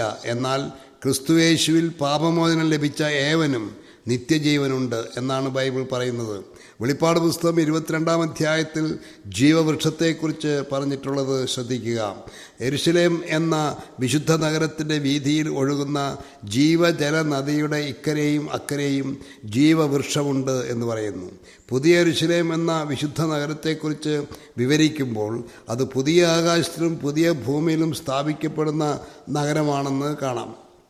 മനുഷ്യരോടുകൂടെ ദൈവത്തിൻ്റെ കൂടാരം, അവൻ അവരോടുകൂടെ വസിക്കുമെന്നാണ് ആ അനുഭവത്തെക്കുറിച്ച് പറയുന്നത്. യെരുശലേം എന്ന വിശുദ്ധ നഗരം ദൈവത്തിൻ്റെ നിവാസമാകുന്ന പറുദീസയാണെന്നും അതിൻ്റെ മധ്യത്തിലാണ് ജീവവൃക്ഷമെന്നും അത് ജീവജല നദിയുടെ വക്കത്താണെന്നും ഒക്കെ വിവരിച്ചിരിക്കുന്നത് വായിക്കുമ്പോൾ നമ്മുടെ ഹൃദയം സന്തോഷത്താലും നന്ദിയാലും നിറയുന്നില്ലേ? നമുക്ക് ഉൾക്കൊള്ളാൻ സാധിക്കാതെ വണ്ണം ദൈവത്തിൻ്റെ സർവജ്ഞാനത്തിൽ നമുക്ക് വേണ്ടി അവൻ ചെയ്തിട്ടുള്ള കാര്യങ്ങളുടെ മഹത്വം എത്ര അവർണ്ണനീയമാണ് എന്ന് ചിന്തിക്കുക. ഉയർത്തെഴുന്നേറ്റ കർത്താവ് എഫെസോസ് സഭയോട് അരുളിച്ചെയ്ത കാര്യങ്ങളാണ് നാം പഠിക്കുവാൻ ശ്രമിച്ചുകൊണ്ടിരുന്നത്. പൗലോസ് അപ്പോസ്തലൻ എഫെസോസ് സഭയ്ക്ക് എഴുതിയ ലേഖനം നമുക്ക് ലഭിച്ചിട്ടുണ്ട്. 6 അധ്യായങ്ങളായി തിരിച്ചിട്ടുള്ള ആ ലേഖന പഠനത്തിൽ നാം വളരെ ഉത്സുകരാണ്. സഭയെക്കുറിച്ചുള്ള സ്വർഗീയ ദർശനം അതിൽ വിവരിച്ചിട്ടുണ്ട്. ഈ 2 ലേഖനങ്ങളും പരിശുദ്ധാത്മാവ് നമുക്ക് രേഖപ്പെടുത്തി തന്നിട്ടുണ്ട്. അവ രണ്ടും ഒരുപോലെ പഠിക്കുവാൻ ആവശ്യമുള്ളതാണ്. നമ്മുടെ കർത്താവ് യോഹന്നാൻ മുഖാന്തരം എഴുതിയ ലേഖനങ്ങൾ പഠിക്കുന്നതിൽ നാം അത്രമാത്രം ശ്രദ്ധിക്കുന്നില്ല എന്നതാണ് പരമാർത്ഥം. ഈ പഠന പരിപാടിയിൽ നമുക്ക് അതാണ് സാധിക്കേണ്ടത്. നമ്മുടെ കർത്താവിൻ്റെ അരുളപ്പാടുകളെല്ലാം നമുക്കുള്ളതാണ്. എഫെസോസ് സഭയ്ക്കുള്ള സന്ദേശം നമുക്കുള്ള സന്ദേശമാണ്. അവൻ നമ്മെ അറിയുന്നു. നമ്മുടെ ഹൃദയാവസ്ഥ, നമ്മുടെ കഴിവുകൾ, നമ്മുടെ മാനസിക നില, നമ്മുടെ സ്നേഹം മുതലായവ എല്ലാം നമ്മുടെ കർത്താവായ ക്രിസ്തുയേശു അറിയുന്നുണ്ട്. അവൻ്റെ മുൻപിൽ നമുക്ക് ഭയമുള്ളവരായിരിക്കാം. നാം വിട്ടുകളഞ്ഞ ആദ്യ സ്നേഹത്തിലേക്കും പ്രവൃത്തിയിലേക്കും നമുക്ക് മടങ്ങി വരാം. നമ്മുടെ നിലയെ നമുക്ക് സൂക്ഷിക്കാം. നമ്മുടെ സ്നേഹം വർദ്ധിപ്പിക്കാം. കർത്താവിലുള്ള വിശ്വാസത്താലും ആശ്രയത്താലും ലോകത്തെ നമുക്ക് ജയിക്കാം. അങ്ങനെ അവൻ്റെ മഹത്വം വിലയേറിയതുമായ വാഗ്ദത്തങ്ങൾ അവകാശപ്പെടുത്താം. നമ്മുടെ കർത്താവ് അതിന് നമ്മെ എല്ലാവരെയും സഹായിക്കുമാറാകട്ടെ. വെളിപ്പാട് പുസ്തകം 2-ാം അധ്യായത്തിൽ സ്മുർന്ന സഭയ്ക്കുള്ള സന്ദേശം നമുക്ക് നോക്കാം. 2-ാം അധ്യായത്തിൻ്റെ 8 മുതൽ 11 വരെയുള്ള വാക്യങ്ങളിലാണ് അത് രേഖപ്പെടുത്തിയിട്ടുള്ളത്. താരതമ്യേന ചെറിയ ഒരു ലേഖനമാണെങ്കിലും വളരെ വിലയേറിയ സത്യങ്ങൾ അതിൽ ഉൾക്കൊള്ളിച്ചിട്ടുണ്ട് എന്ന് ശ്രദ്ധിച്ചാൽ മനസ്സിലാക്കാം. സ്മുർന്ന പട്ടണത്തിൽ സഭയുണ്ടായി വന്ന സാഹചര്യം എന്താണെന്ന് നമുക്കറിഞ്ഞുകൂടാ. അപ്പോസ്തല പ്രവൃത്തികൾ 19-ാം അധ്യായത്തിൽ പൗലൂസ് അപ്പോസ്തലൻ എഫെസോസിൽ താമസിച്ച് പ്രവർത്തിച്ച വിവരങ്ങൾ രേഖപ്പെടുത്തിയിട്ടുണ്ട്. തുറന്നോസിൻ്റെ പാഠശാലയിൽ ദിനംപ്രതി നടന്നു വന്ന വചനഘോഷണം 2 വർഷത്തോളം തുറന്നതിൻ്റെ ഫലമായി ആസിയയിൽ പാർക്കുന്ന യഹൂദന്മാരും യവനന്മാരുമെല്ലാം കർത്താവിൻ്റെ വചനം കേൾക്കാനിടയായി എന്ന് നാം വായിക്കുന്നു. അങ്ങനെ സ്മുർന്നയിലും ഒരു സഭ ഉണ്ടായി വന്നു എന്ന് ചിന്തിക്കാവുന്നതാണ്. ആ പ്രദേശത്തെ ഒരു മനോഹര പട്ടണമായിരുന്നു സ്മുർന്ന എന്ന് പറയപ്പെടുന്നു. സ്മുർന്ന സഭയ്ക്കുള്ള സന്ദേശം കൊടുക്കുന്ന നമ്മുടെ കർത്താവിനെ വിശേഷിപ്പിച്ചിരിക്കുന്നത് മരിച്ചവനായിരുന്ന് വീണ്ടും ജീവിക്കുകയും ചെയ്ത ആദ്യനും അന്ത്യനുമായവനെന്നാണ്. 1-ാം അധ്യായത്തിൽ ഈ വിശേഷണം നാം കണ്ടതാണ്. ഓരോ സഭയോടും നമ്മുടെ കർത്താവ് വിവിധ നിലയിലാണ് ബന്ധപ്പെടുന്നത്. 7 സഭകൾക്കുള്ള ദൂതുകൾ വൈവിധ്യങ്ങളുള്ളതാണ്. ഓരോ സഭയോടുള്ള കർത്താവിൻ്റെ ബന്ധവും വൈവിധ്യങ്ങൾ ഉള്ളതാണ്. അതാത് സഭകളുടെ ആവശ്യങ്ങൾ അനുസരിച്ച് കർത്താവ് ഇടപെടുന്നു എന്നാണ് നമുക്ക് മനസ്സിലാകുന്നത്. എല്ലാവരോടും ഒരുപോലെയുള്ള സമീപനം അല്ല ഇവിടെ കാണുന്നത്. കർത്താവിന് വ്യത്യാസമുണ്ടാകുന്നില്ല. വളരെ കഷ്ടത്തിലൂടെ കടന്നുപോയ ഒരു സഭയായിരുന്നു സ്മുർന്ന സഭ. അതുകൊണ്ട് ആ കഷ്ടങ്ങളിൽ ആ സഭയെ സഹായിച്ച് നിലനിർത്തുവാൻ കഴിവുള്ളവനാണ് നമ്മുടെ കർത്താവായ ക്രിസ്തുയേശു എന്ന് ഉറപ്പാക്കുവാൻ കർത്താവിന് കൊടുത്തിരിക്കുന്ന വിശേഷണം സഹായിക്കുന്നില്ലേ? മരിച്ചവനായിരുന്നു വീണ്ടും ജീവിച്ചവന് സഹായിപ്പാൻ സാധിക്കാത്ത ഏത് കഷ്ടവും ഉപദ്രവമാണ് ഉള്ളത്? നമ്മുടെ കർത്താവിനെ ഈ കാഴ്ചപ്പാടിലൂടെ കാണുവാൻ നമ്മുടെ ഹൃദയദൃഷ്ടി പ്രകാശിക്കുന്നുവെങ്കിൽ നമ്മുടെ കഷ്ടതയിലും ദാരിദ്ര്യത്തിലും മറ്റുള്ളവരുടെ ദൂഷണത്തിലും സാത്താൻ്റെ ഉപദ്രവങ്ങളിലും പരീക്ഷകളിലും തളർന്നു പോകുവാൻ ഇടയാകുകയില്ല. ആ കർത്താവിൻ്റെ അരുളപ്പാടുകൾ എന്താണെന്ന് കേൾക്കുക. ഞാൻ നിൻ്റെ കഷ്ടതയും ദാരിദ്ര്യവും തങ്ങൾ യഹൂദരെന്ന് പറയുന്നുണ്ടെങ്കിലും യഹൂദരല്ല, സാത്താൻ്റെ പള്ളിക്കാരായവരുടെ ദൂഷണവും അറിയുന്നു. സ്മുർന്ന സഭയെക്കുറിച്ചുള്ള കർത്താവിൻ്റെ ഈ അറിവ് സമ്പൂർണ്ണമാണ്. എന്തൊക്കെയാണ് ഇവിടെ പറയുന്ന കഷ്ടതയും ദാരിദ്ര്യവും ദൂഷണവും എന്ന് വിവരിച്ചിട്ടില്ല. അത് എന്തൊക്കെയായിരുന്നാലും ആരൊക്കെ അത് അറിയാതിരുന്നാലും സ്മുർന്ന സഭ ആ വക കാര്യങ്ങൾ ആരോടും പറയാതിരുന്നാലും ആദ്യനും അന്ത്യനുമായ നമ്മുടെ കർത്താവ് അവ മുഴുവൻ അറിയുന്നു. അവന് മാത്രമേ അവ മുഴുവനും അറിയുവാൻ കഴിയുകയുള്ളൂ. ഈ കാര്യങ്ങൾ അരുളി ചെയ്യുമ്പോൾ അതിൻ്റെ മധ്യത്തിൽ നീ ധനവാനാകുന്നതാനും എന്നും കൂടെ പറയുവാൻ കർത്താവ് മറന്നില്ല. സ്മുർന്ന സഭയെക്കുറിച്ചുള്ള വിലയിരുത്തൽ വളരെ ആശ്ചര്യകരമായി തോന്നാം. കഷ്ടതയും ദാരിദ്ര്യവുമുള്ളവർ, അതേസമയം ധനികർ. ഇത് ഒരു വിരോധാഭാസമല്ലേ? പക്ഷേ സത്യം അതാണ്. തങ്ങളെ തന്നെ ദൈവത്തിൻ്റെ ശുശ്രൂഷകന്മാരായി കാണിക്കേണ്ടതിന് പൗലോസ് അപ്പോസ്തലനും കൂട്ടുകാരും എങ്ങനെയായിരുന്നു എന്ന് വിവരിക്കുന്ന ഭാഗം 2 കൊരിന്ത്യർ 6-ാം അധ്യായത്തിലുണ്ട്. ദുഃഖിതരെങ്കിലും എപ്പോഴും സന്തോഷിക്കുന്നവർ, ദരിദ്രരെങ്കിലും പലരെയും സമ്പന്നരാക്കുന്നവർ, ഒന്നുമില്ലാത്തവരെങ്കിലും എല്ലാം കൈവശമുള്ളവർ എന്നാണ് ആ അനുഭവത്തെക്കുറിച്ച് പൗലോസ് അപ്പോസ്തലൻ എഴുതിയിട്ടുള്ളത്. ലോകത്തിൻ്റെ കാഴ്ചപ്പാടിൽ അത് അത്ഭുതമായി തോന്നാം. പക്ഷേ ക്രിസ്തുവിൻ്റെ കാഴ്ചപ്പാടിൽ ഇതാണ് യഥാർത്ഥ ക്രിസ്തീയത്വം. ലോകം ദരിദ്രർ എന്ന് മുദ്രകുത്തുന്നവരെ ദൈവം സമ്പന്നരായി കാണുന്നു. യാക്കോബിൻ്റെ ലേഖനം 2-ാം അധ്യായത്തിൻ്റെ 5-ാം വാക്യം ശ്രദ്ധിക്കുക. പ്രിയ സഹോദരന്മാരെ, കേൾപ്പിൻ. ദൈവം ലോകത്തിൽ ദരിദ്രരായവരെ വിശ്വാസത്തിൽ സമ്പന്നരും തന്നെ സ്നേഹിക്കുന്നവർക്ക് വാഗ്ദത്തം ചെയ്ത രാജ്യത്തിൻ്റെ അവകാശികളുമാക്കേണ്ടതിന് തിരഞ്ഞെടുത്തില്ലയോ? നിങ്ങളോ ദരിദ്രനെ അപമാനിക്കുന്നു. വിശ്വാസത്തിൽ സമ്പന്നരായിരിക്കുന്നതിനെയാണ് കർത്താവ് ശ്ലാഘിക്കുന്നത്. ദാരിദ്ര്യം പല വിധത്തിലാകാം. ഭൗതികമായ കാര്യങ്ങളിൽ സമ്പന്നർ ആയിരിക്കുകയും ആത്മീകമായ കാര്യങ്ങളിൽ ദാരിദ്ര്യം അനുഭവിക്കുകയും ചെയ്യുന്നവർ ധാരാളമുണ്ട്. മറുവശത്ത് ഭൗതികമായി ദരിദ്രരായിരിക്കുകയും ആത്മീകമായി വിശ്വാസത്തിനും സ്നേഹത്തിനും സഹിഷ്ണുതയിലും സമ്പന്നരായിരിക്കുകയും ചെയ്യുന്നവരും ഉണ്ട്. സ്മുർണ സഭ ഈ രണ്ടാമത്തെ കൂട്ടത്തിലായിരുന്നു. ഇത് തിരിച്ചറിയുവാൻ കർത്താവിന് സാധിക്കും. പ്രിയപ്പെട്ടവരെ, നമ്മുടെ ജീവിതത്തെ കർത്താവ് നോക്കുമ്പോൾ എങ്ങനെയായിരിക്കും കാണപ്പെടുക എന്ന് ചിന്തിച്ചു നോക്കുക. നാം ആത്മാവിൽ സമ്പന്നരാണെന്ന്, വിശ്വാസത്തിൽ ധനികരാണെന്ന്, സ്നേഹത്തിൽ ആരോഗ്യമുള്ളവരാണെന്ന് സകലവും ശോധന ചെയ്യുന്ന കർത്താവ് നമ്മെക്കുറിച്ച് പറയുമോ? ലോകം നമ്മെ ദരിദ്രരായി കണ്ടാലും കഷ്ടതകൾ നമുക്ക് തന്നാലും വേണ്ടില്ല, കർത്താവിൽ നാം സമ്പന്നായിരുന്നാൽ മതി. ലോകം നമ്മെ ധനികർ എന്ന് പറയുന്നതിനേക്കാൾ കർത്താവ് നമ്മെ ധനികർ എന്ന് പറയുവാൻ ഇടയാകുന്നതാണ് ഏറ്റവും നല്ലത്. സ്മുർന്നയിലെ സഭ സഹിച്ചതായ വേറൊരു കാര്യം സാത്താൻ്റെ പള്ളിക്കാരായവരുടെ ദൂഷണമായിരുന്നു. യഹൂദരെന്ന് അവകാശപ്പെടുന്നവരെങ്കിലും യഹൂദർ അല്ലാത്തവർ, അവരാണ് സാത്താൻ്റെ പള്ളിക്കാരെന്നാണ് കർത്താവ് പറയുന്നത്. യോഹന്നാൻ്റെ സുവിശേഷം 8-ാം അധ്യായത്തിൽ തന്നിൽ വിശ്വസിച്ച യഹൂദന്മാരോട് കർത്താവ് പറയുന്ന കുറേ കാര്യങ്ങൾ വിവരിച്ച് എഴുതിയിട്ടുണ്ട്. അവരുടെ അവകാശവാദത്തെ കർത്താവ് യാതൊരു ദാക്ഷിണ്യവും കൂടാതെ തകർത്ത് കളഞ്ഞു. ഞങ്ങൾ അബ്രഹാമിൻ്റെ മക്കൾ, ഞങ്ങൾക്കൊരു പിതാവേ ഉള്ളൂ, അത് ദൈവമാണ് എന്നൊക്കെ അവർ അവകാശപ്പെട്ടു. എന്നാൽ കർത്താവ് അവരോട് പറഞ്ഞത്, നിങ്ങൾ പിശാച് എന്ന പിതാവിൻ്റെ മക്കളാണ്. നിങ്ങളുടെ പിതാവിൻ്റെ മോഹങ്ങളെ ചെയ്യുവാനും നിങ്ങൾ ഇച്ഛിക്കുന്നു. അവൻ ആദ്യം മുതൽ കൊലപാതകനായിരുന്നു. അവനിൽ സത്യമില്ലായകയാകൊണ്ട് സത്യത്തിൽ നിൽക്കുന്നതുമില്ല. അവൻ ഭോഷ്ക് പറയുമ്പോൾ സ്വന്തത്തിൽ നിന്ന് എടുത്തു പറയുന്നു. അവൻ ഭോഷ്ക് പറയുന്നവനും അതിൻ്റെ അപ്പനുമാകുന്നു. ഇത് പിശാചിനെക്കുറിച്ചുള്ള യേശുക്രിസ്തുവിൻ്റെ വിവരണമാണ്. ഈ യഹൂദന്മാർ അവകാശപ്പെട്ടതും അവരുടെ യഥാർത്ഥ സ്ഥിതിയും തമ്മിൽ പൊരുത്തപ്പെടുന്നില്ല. ഈ പൊരുത്തക്കേട് കർത്താവ് മനസ്സിലാക്കി അവരെ ശാസിച്ചു.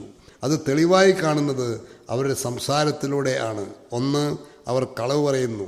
യഹൂദരല്ലെങ്കിലും തങ്ങൾ യഹൂദരാണെന്ന് പറയുന്നു. രണ്ട്, അവർ ദൂഷണം പറയുന്നു. അത് സാത്താൻ്റെ സ്വഭാവമാണ്. അതുകൊണ്ട് കർത്താവ് അവർക്ക് കൊടുക്കുന്ന പേർ സാത്താൻ്റെ പള്ളിക്കാർ എന്നാണ്. ക്രിസ്തുവിൻ്റെ സഭയും സാത്താൻ്റെ സഭയുമുണ്ട്. ഇവ തമ്മിൽ എന്നും സംഘടനകളുമുണ്ട്. സത്യസഭ ഏതാണെന്ന് തെളിയിക്കപ്പെടുന്ന ഒരു ദിവസം വരും. കർത്താവ് തനിക്കുള്ളവരെ അറിയുന്നു. അവനാണ് തൻ്റെ സഭയെ പണിയുന്നത്. ക്രിസ്തുവാണ് സഭയുടെ തല. രക്ഷിക്കപ്പെട്ട ദൈവമക്കൾ മാത്രമാണ് സഭയിലെ അംഗങ്ങൾ. എന്നാൽ സാത്താൻ്റെ പള്ളിക്കാരായവർ എന്ന് കർത്താവ് വിശേഷിപ്പിക്കുന്ന അവർ യഥാർത്ഥ സഭയെ ഉപദ്രവിക്കുന്നവരും ദൂഷണം പറയുന്നവരും ആയിരിക്കും. ഇക്കാലത്തും ഈ സത്യം ക്രൈസ്തവ സമൂഹങ്ങളിൽ കാണാവുന്നതാണ്.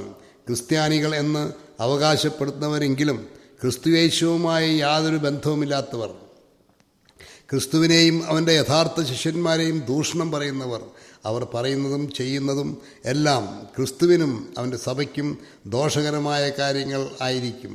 എന്നാൽ കർത്താവ് അതും അറിയുന്നു. അവർ ആരൊക്കെയാണെന്നും അവർ എന്തൊക്കെ ചെയ്യുന്നു എന്നും കർത്താവ് അറിയുന്നു. അതാണ് സ്മുർണ സഭയ്ക്ക് ആശ്വാസം. അവർ അനുഭവിക്കുന്ന കഷ്ടതയും ദാരിദ്ര്യവും സാത്താൻ്റെ പള്ളിക്കാരായവരുടെ ദൂഷണവും അറിയുന്നവനായ ഒരു കർത്താവ്, ആദ്യനും അന്ത്യനുമായവൻ, മരിച്ചിട്ടും ജീവിച്ചെഴുന്നേറ്റവൻ, ഇന്നും ജീവിക്കുന്നു. നമ്മെ മുറ്റുമറിയുന്ന നമ്മുടെ കർത്താവിനെ മൗനമായി സ്നേഹിക്കുവാനും സേവിക്കുവാനും കഴിഞ്ഞാൽ അതിൽ പരം ഭാഗ്യം വേറെ എന്താണുള്ളത്? ശോധനകൾ നമുക്കുണ്ടോ? ക്ലേശമേതില്ലെങ്കിലും ലേശവും നിരാശ വേണ്ട, യേശുവോട് പറയാം. കഷ്ടതയിൽ പങ്കുകൊള്ളും ശ്രേഷ്ഠമിത്രം യേശുവാം. നമ്മെ മുറ്റും അറിയുന്ന തന്നെ അറിയിക്ക നാം. ഭാരം മൂലം ഞെരുങ്ങുന്നോ? ക്ഷീണം വർദ്ധിക്കുന്നുവോ? യേശു അല്ലയോ സങ്കേതം? തന്മേൽ സർവം വെച്ചിടാം. സ്നേഹിതന്മാർ ഹസിക്കുന്നു, യേശുവോട് പറയുക. തൻ്റെ ഉള്ളം കയ്യിൽ നമ്മെ പാലിച്ച് ആശ്വസിപ്പിക്കും എന്ന് ഒരു ഭക്തൻ പാടിയിട്ടുണ്ട്. നമ്മുടെ ജീവിതത്തിൽ ഇത് പ്രായോഗികമാക്കി തീർക്കുവാൻ നാം ഉത്സാഹിക്കുമോ? അങ്ങനെയെങ്കിൽ കർത്താവായ യേശുക്രിസ്തുവിൻ്റെ സാക്ഷ്യം നമ്മെ സംബന്ധിച്ച് എത്രയും അനുഗ്രഹപ്രദമായത് ആയിരിക്കും. കർത്താവായ ക്രിസ്തു യേശു നമ്മേവരെയും അതിന് സഹായിക്കുമാറാകട്ടെ. 10-ാം വാക്യം ശ്രദ്ധിക്കുക. നീ സഹിപ്പാനുള്ളത് പേടിക്കേണ്ട. നിങ്ങളെ പരീക്ഷിക്കേണ്ടതിന് പിശാച് നിങ്ങളിൽ ചിലരെ തടവിലാക്കുവാൻ പോകുന്നു. 10 ദിവസം നിങ്ങൾക്ക് ഉപദ്രവമുണ്ടാകും. മരണപര്യന്തം വിശ്വസ്തനായിരിക്കുക, എന്നാൽ ഞാൻ ജീവകിരീടം നിനക്ക് തരും. കർത്താവിൻ്റെ ഈ വാക്കുകളിൽ ഒരു മുന്നറിവും അതോടൊപ്പം മഹത്തായ വാഗ്ദത്തങ്ങളും ഉൾക്കൊള്ളിച്ചിട്ടുണ്ട്. എന്ത് സംഭവിക്കുവാൻ പോകുന്നു എന്ന് വളരെ വ്യക്തമായി പറയുകയും ആ സംഭവങ്ങളിൽ കർത്താവ് അവർക്ക് വേണ്ടി എന്ത് ചെയ്യും എന്ന് ഉറപ്പ് കൊടുക്കുകയുമാണ്. കഷ്ടതയും ദാരിദ്ര്യവും സാത്താൻ്റെ പള്ളിക്കാരുടെ ദൂഷണവും സഹിച്ചുകൊണ്ടിരിക്കുന്ന ഒരു കൂട്ടരോട് ആണ് ഉയർത്തെഴുന്നേറ്റ കർത്താവ് ഈ കാര്യങ്ങൾ പറയുന്നത്. അവരുടെ ഉള്ള അവസ്ഥയിൽ ആ അനുഭവങ്ങളിൽ നിന്നും ഒരു വിടുതൽ ലഭിക്കുവാൻ സ്വാഭാവികമായി അവർക്ക് ആഗ്രഹമുണ്ടാകാം. അങ്ങനെയുള്ള വിടുതലും ആശ്വാസവും കൊടുക്കുവാൻ ആർക്കെങ്കിലും സാധിക്കുമെങ്കിൽ അത് കർത്താവിന് മാത്രമേ സാധിക്കൂ. എന്നാൽ ആ കർത്താവ് പറയുന്നത് ഇനിയും സഹിപ്പാനുണ്ട് എന്നാണ്. കൂടുതൽ വൈഷമ്യങ്ങളാണ് ഉണ്ടാകുവാൻ പോകുന്നത്.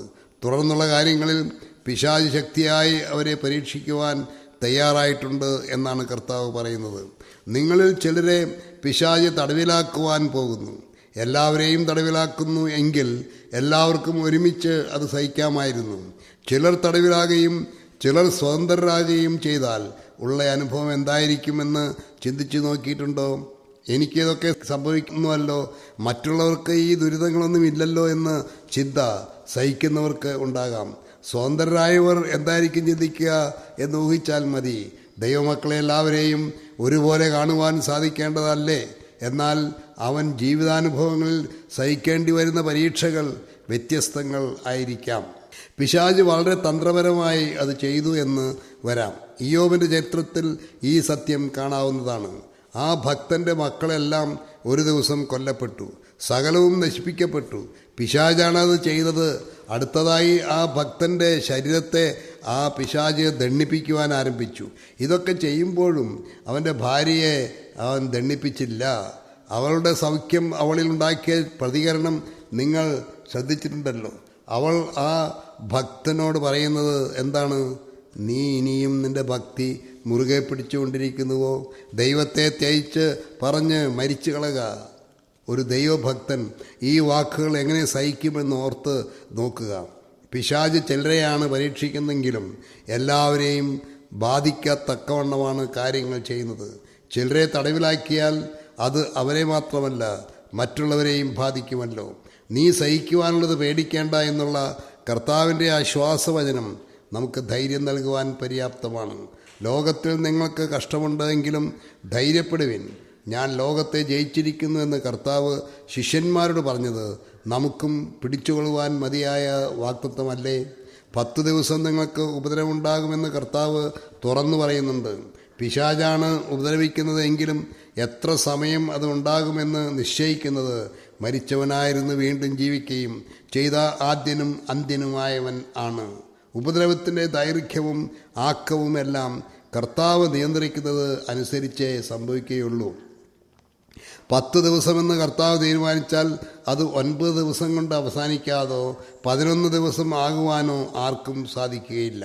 നമ്മുടെ ജീവിതത്തിൽ നാം സഹിക്കേണ്ടി വരുന്ന പിശാചിൻ്റെ പരീക്ഷകളും ഉപദ്രവങ്ങളുമെല്ലാം നമ്മുടെ കർത്താവിൻ്റെ സമ്മതത്തോടു കൂടെയാണ്. അത് എത്ര നാൾ വേണമെന്ന് കർത്താവിനറിയാം. സഹിക്കുവാനുള്ള നമ്മുടെ കഴിവ് കർത്താവ് തരുന്നതാണല്ലോ. അത് എത്രത്തോളം ഉണ്ട് എന്നറിയാവുന്ന കർത്താവ് അതിനനുസരിച്ച് പരീക്ഷിക്കുവാൻ പിശാചിനെ അനുവദിക്കൂ. നമ്മുടെ പരിശോധനകൾ, പരീക്ഷകൾ അവസാനിക്കുന്ന ഒരു ദിവസമുണ്ട്. അതുവരെ ശാന്തമായി അത് സഹിക്കുവാൻ നമുക്ക് സാധിക്കേണ്ടതാണ്. 10 ദിവസം എന്ന കാലാവധി ശ്രദ്ധിക്കേണ്ടതാണ്. ദാനിയേലിനും കൂട്ടുകാർക്കും ബാബേലിൽ വെച്ച് 10 ദിവസത്തെ ഒരു പരീക്ഷ ഉണ്ടായിരുന്നു.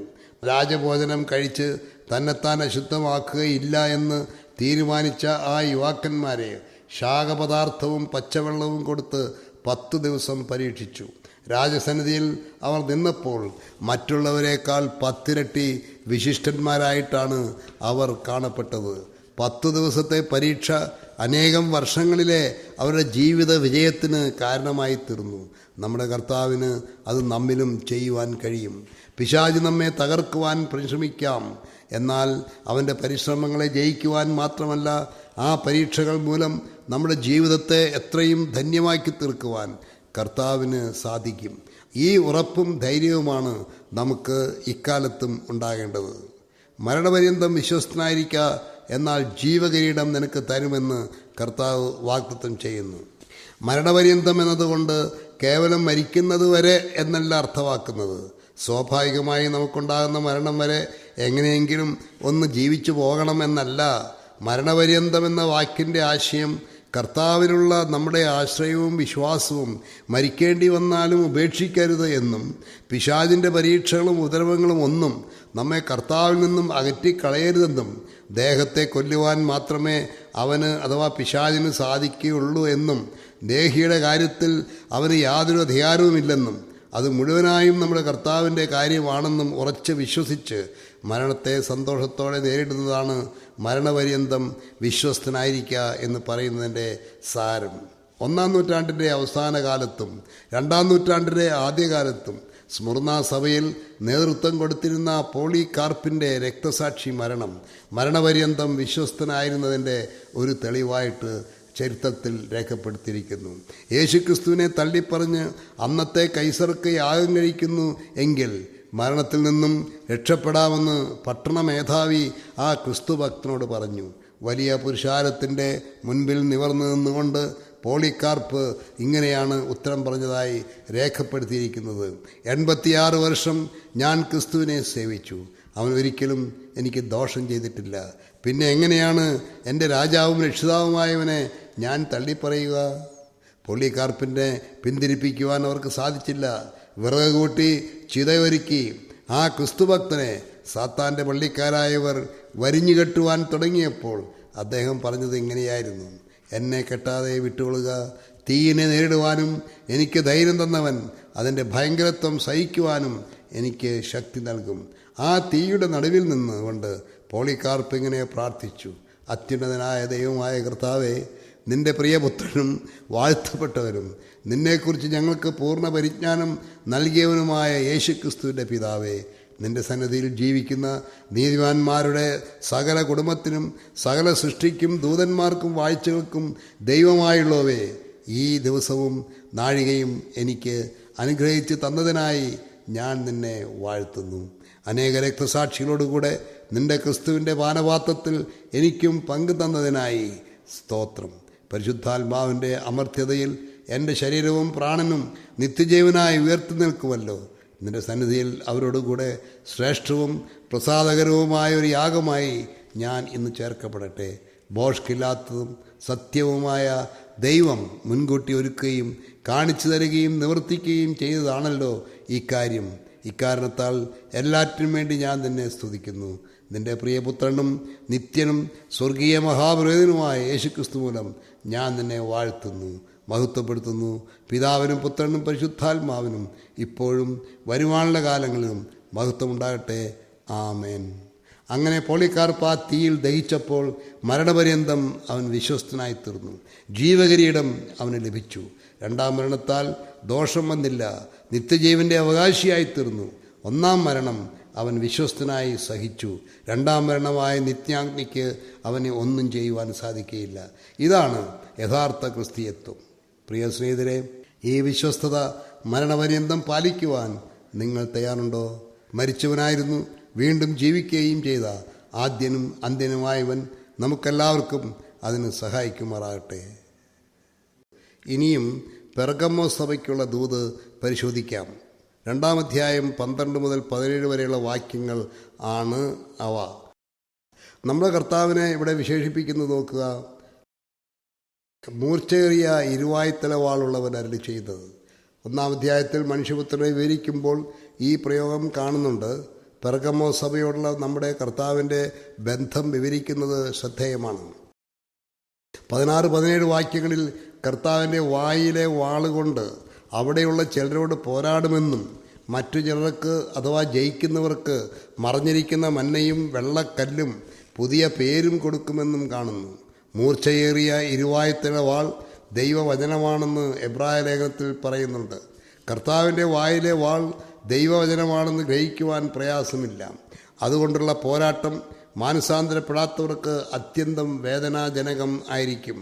പെർഗമോസ് സഭയുടെ സ്ഥാനവും അവളുടെ ആത്മീക നിലവാരവും മറ്റും ശ്രദ്ധിക്കുമ്പോൾ ഈ പോരാട്ടത്തിൻ്റെ ആവശ്യം മനസ്സിലാക്കാവുന്നതാണ്. പെർഗമോസ് സഭയെക്കുറിച്ച് ആദ്യമായി കർത്താവ് അരുളി ചെയ്യുന്നത് 13-ാം വാക്യത്തിൽ നാം കാണുന്നു.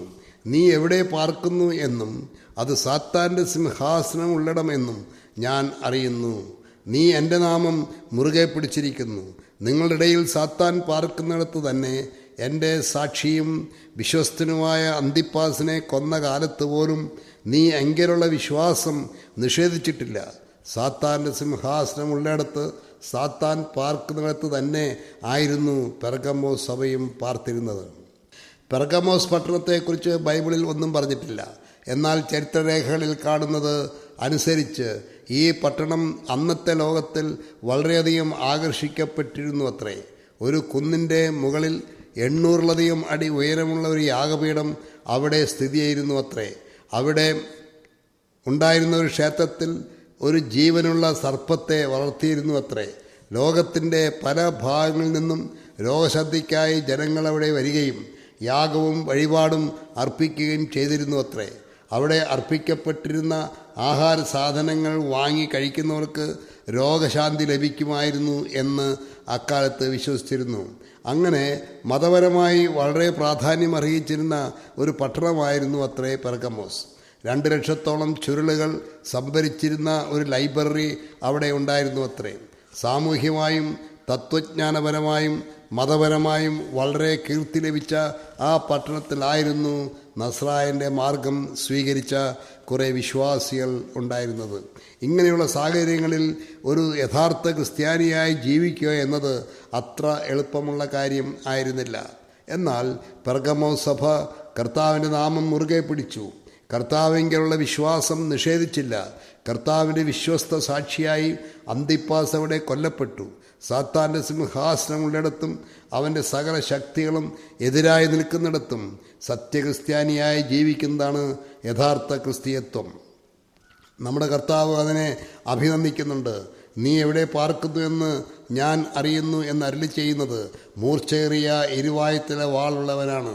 നാം എവിടെ ജീവിക്കുന്നു എന്നറിയുന്ന കർത്താവ് ആ സാഹചര്യത്തിൽ നമ്മെ സഹായിക്കുവാൻ കഴിവുള്ളവനും ആണല്ലോ. അധർമ്മമൂർത്തിയെ നമ്മുടെ കർത്താവ് തൻ്റെ വായിലെ ശ്വാസത്താൽ ഒടുക്കിക്കളയും എന്ന് പറഞ്ഞിട്ടുണ്ട്. ഒരു സത്യക്രിസ്ത്യാനി സാഹചര്യങ്ങളെ അതിജീവിക്കുന്നവനാണ്. പ്രതിബന്ധങ്ങളെ ഒഴിഞ്ഞു മാറുന്നവനല്ല. ക്രൂശിക്കപ്പെട്ട കർത്താവിൻ്റെ ഒരു സാക്ഷിയായി നിൽക്കുന്നതിൽ, ജീവിക്കുന്നതിൽ വിശ്വസ്തത പാലിക്കുന്നത് അന്തിപ്പാസിനെ പോലെ കൊല്ലപ്പെടുമ്പോഴും ആ വലിയ നാമം മുറുകെ പിടിക്കുന്നതിനാലാണ്. അവനിലുള്ള വിശ്വാസം നിഷേധിക്കാത്തതാണ് വിശ്വസ്തത എന്ന് പറയുന്നത്. ഇതൊക്കെയാണെങ്കിലും ആ സഭയെക്കുറിച്ച് കുറഞ്ഞൊരു കാര്യം പറയുവാനുണ്ട് എന്ന് കർത്താവ് അരുളി ചെയ്തു. എഫെസോസ് സഭയെക്കുറിച്ചൊരു കുറ്റമേ പറയാൻ ഉണ്ടായിരുന്നുള്ളൂ. സ്മുർന്ന സഭയെക്കുറിച്ചൊരു കുറ്റവും പറയുവാനുണ്ടായിരുന്നില്ല. എന്നാൽ പെർഗമോസ് സഭയെക്കുറിച്ച് ഒന്നിലധികം കുറ്റങ്ങൾ പറയുവാനുണ്ടായിരുന്നു. 14-15 വാക്യങ്ങളിൽ അത് എടുത്തു പറയുന്നുമുണ്ട്. ബലയാമിൻ്റെ ഉപദേശം പിടിച്ചിരിക്കുന്നവരും നിക്കോലാവ്യരുടെ ഉപദേശം കൈക്കൊള്ളുന്നവരും ആ സഭയിലുണ്ടായിരുന്നു എന്നാണ് കർത്താവ് പറഞ്ഞത്. നിക്കോലാവിനെക്കുറിച്ച് ഇതിനു മുൻപ് നാം പഠിച്ചിട്ടുള്ളതാണ്. ബലയാമിൻ്റെ ഉപദേശത്തെക്കുറിച്ച് വളരെ സൂക്ഷ്മമായി പരിശോധിക്കുവാൻ ആവശ്യമുണ്ട്.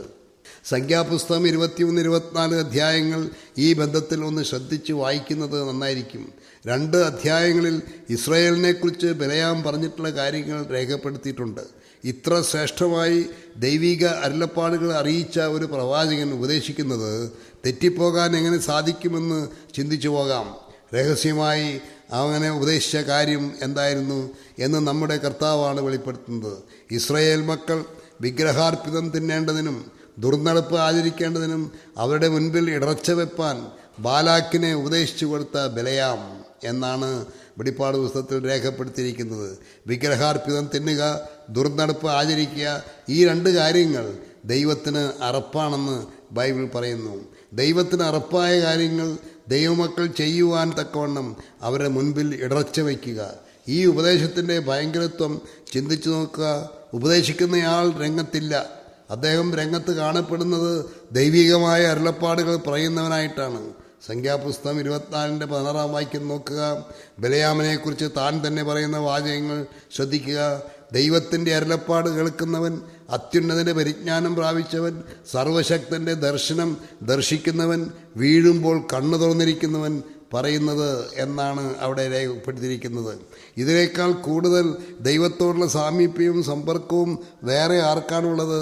എന്നാൽ അദ്ദേഹത്തിൻ്റെ രഹസ്യമായ ഉപദേശം നോക്കുക.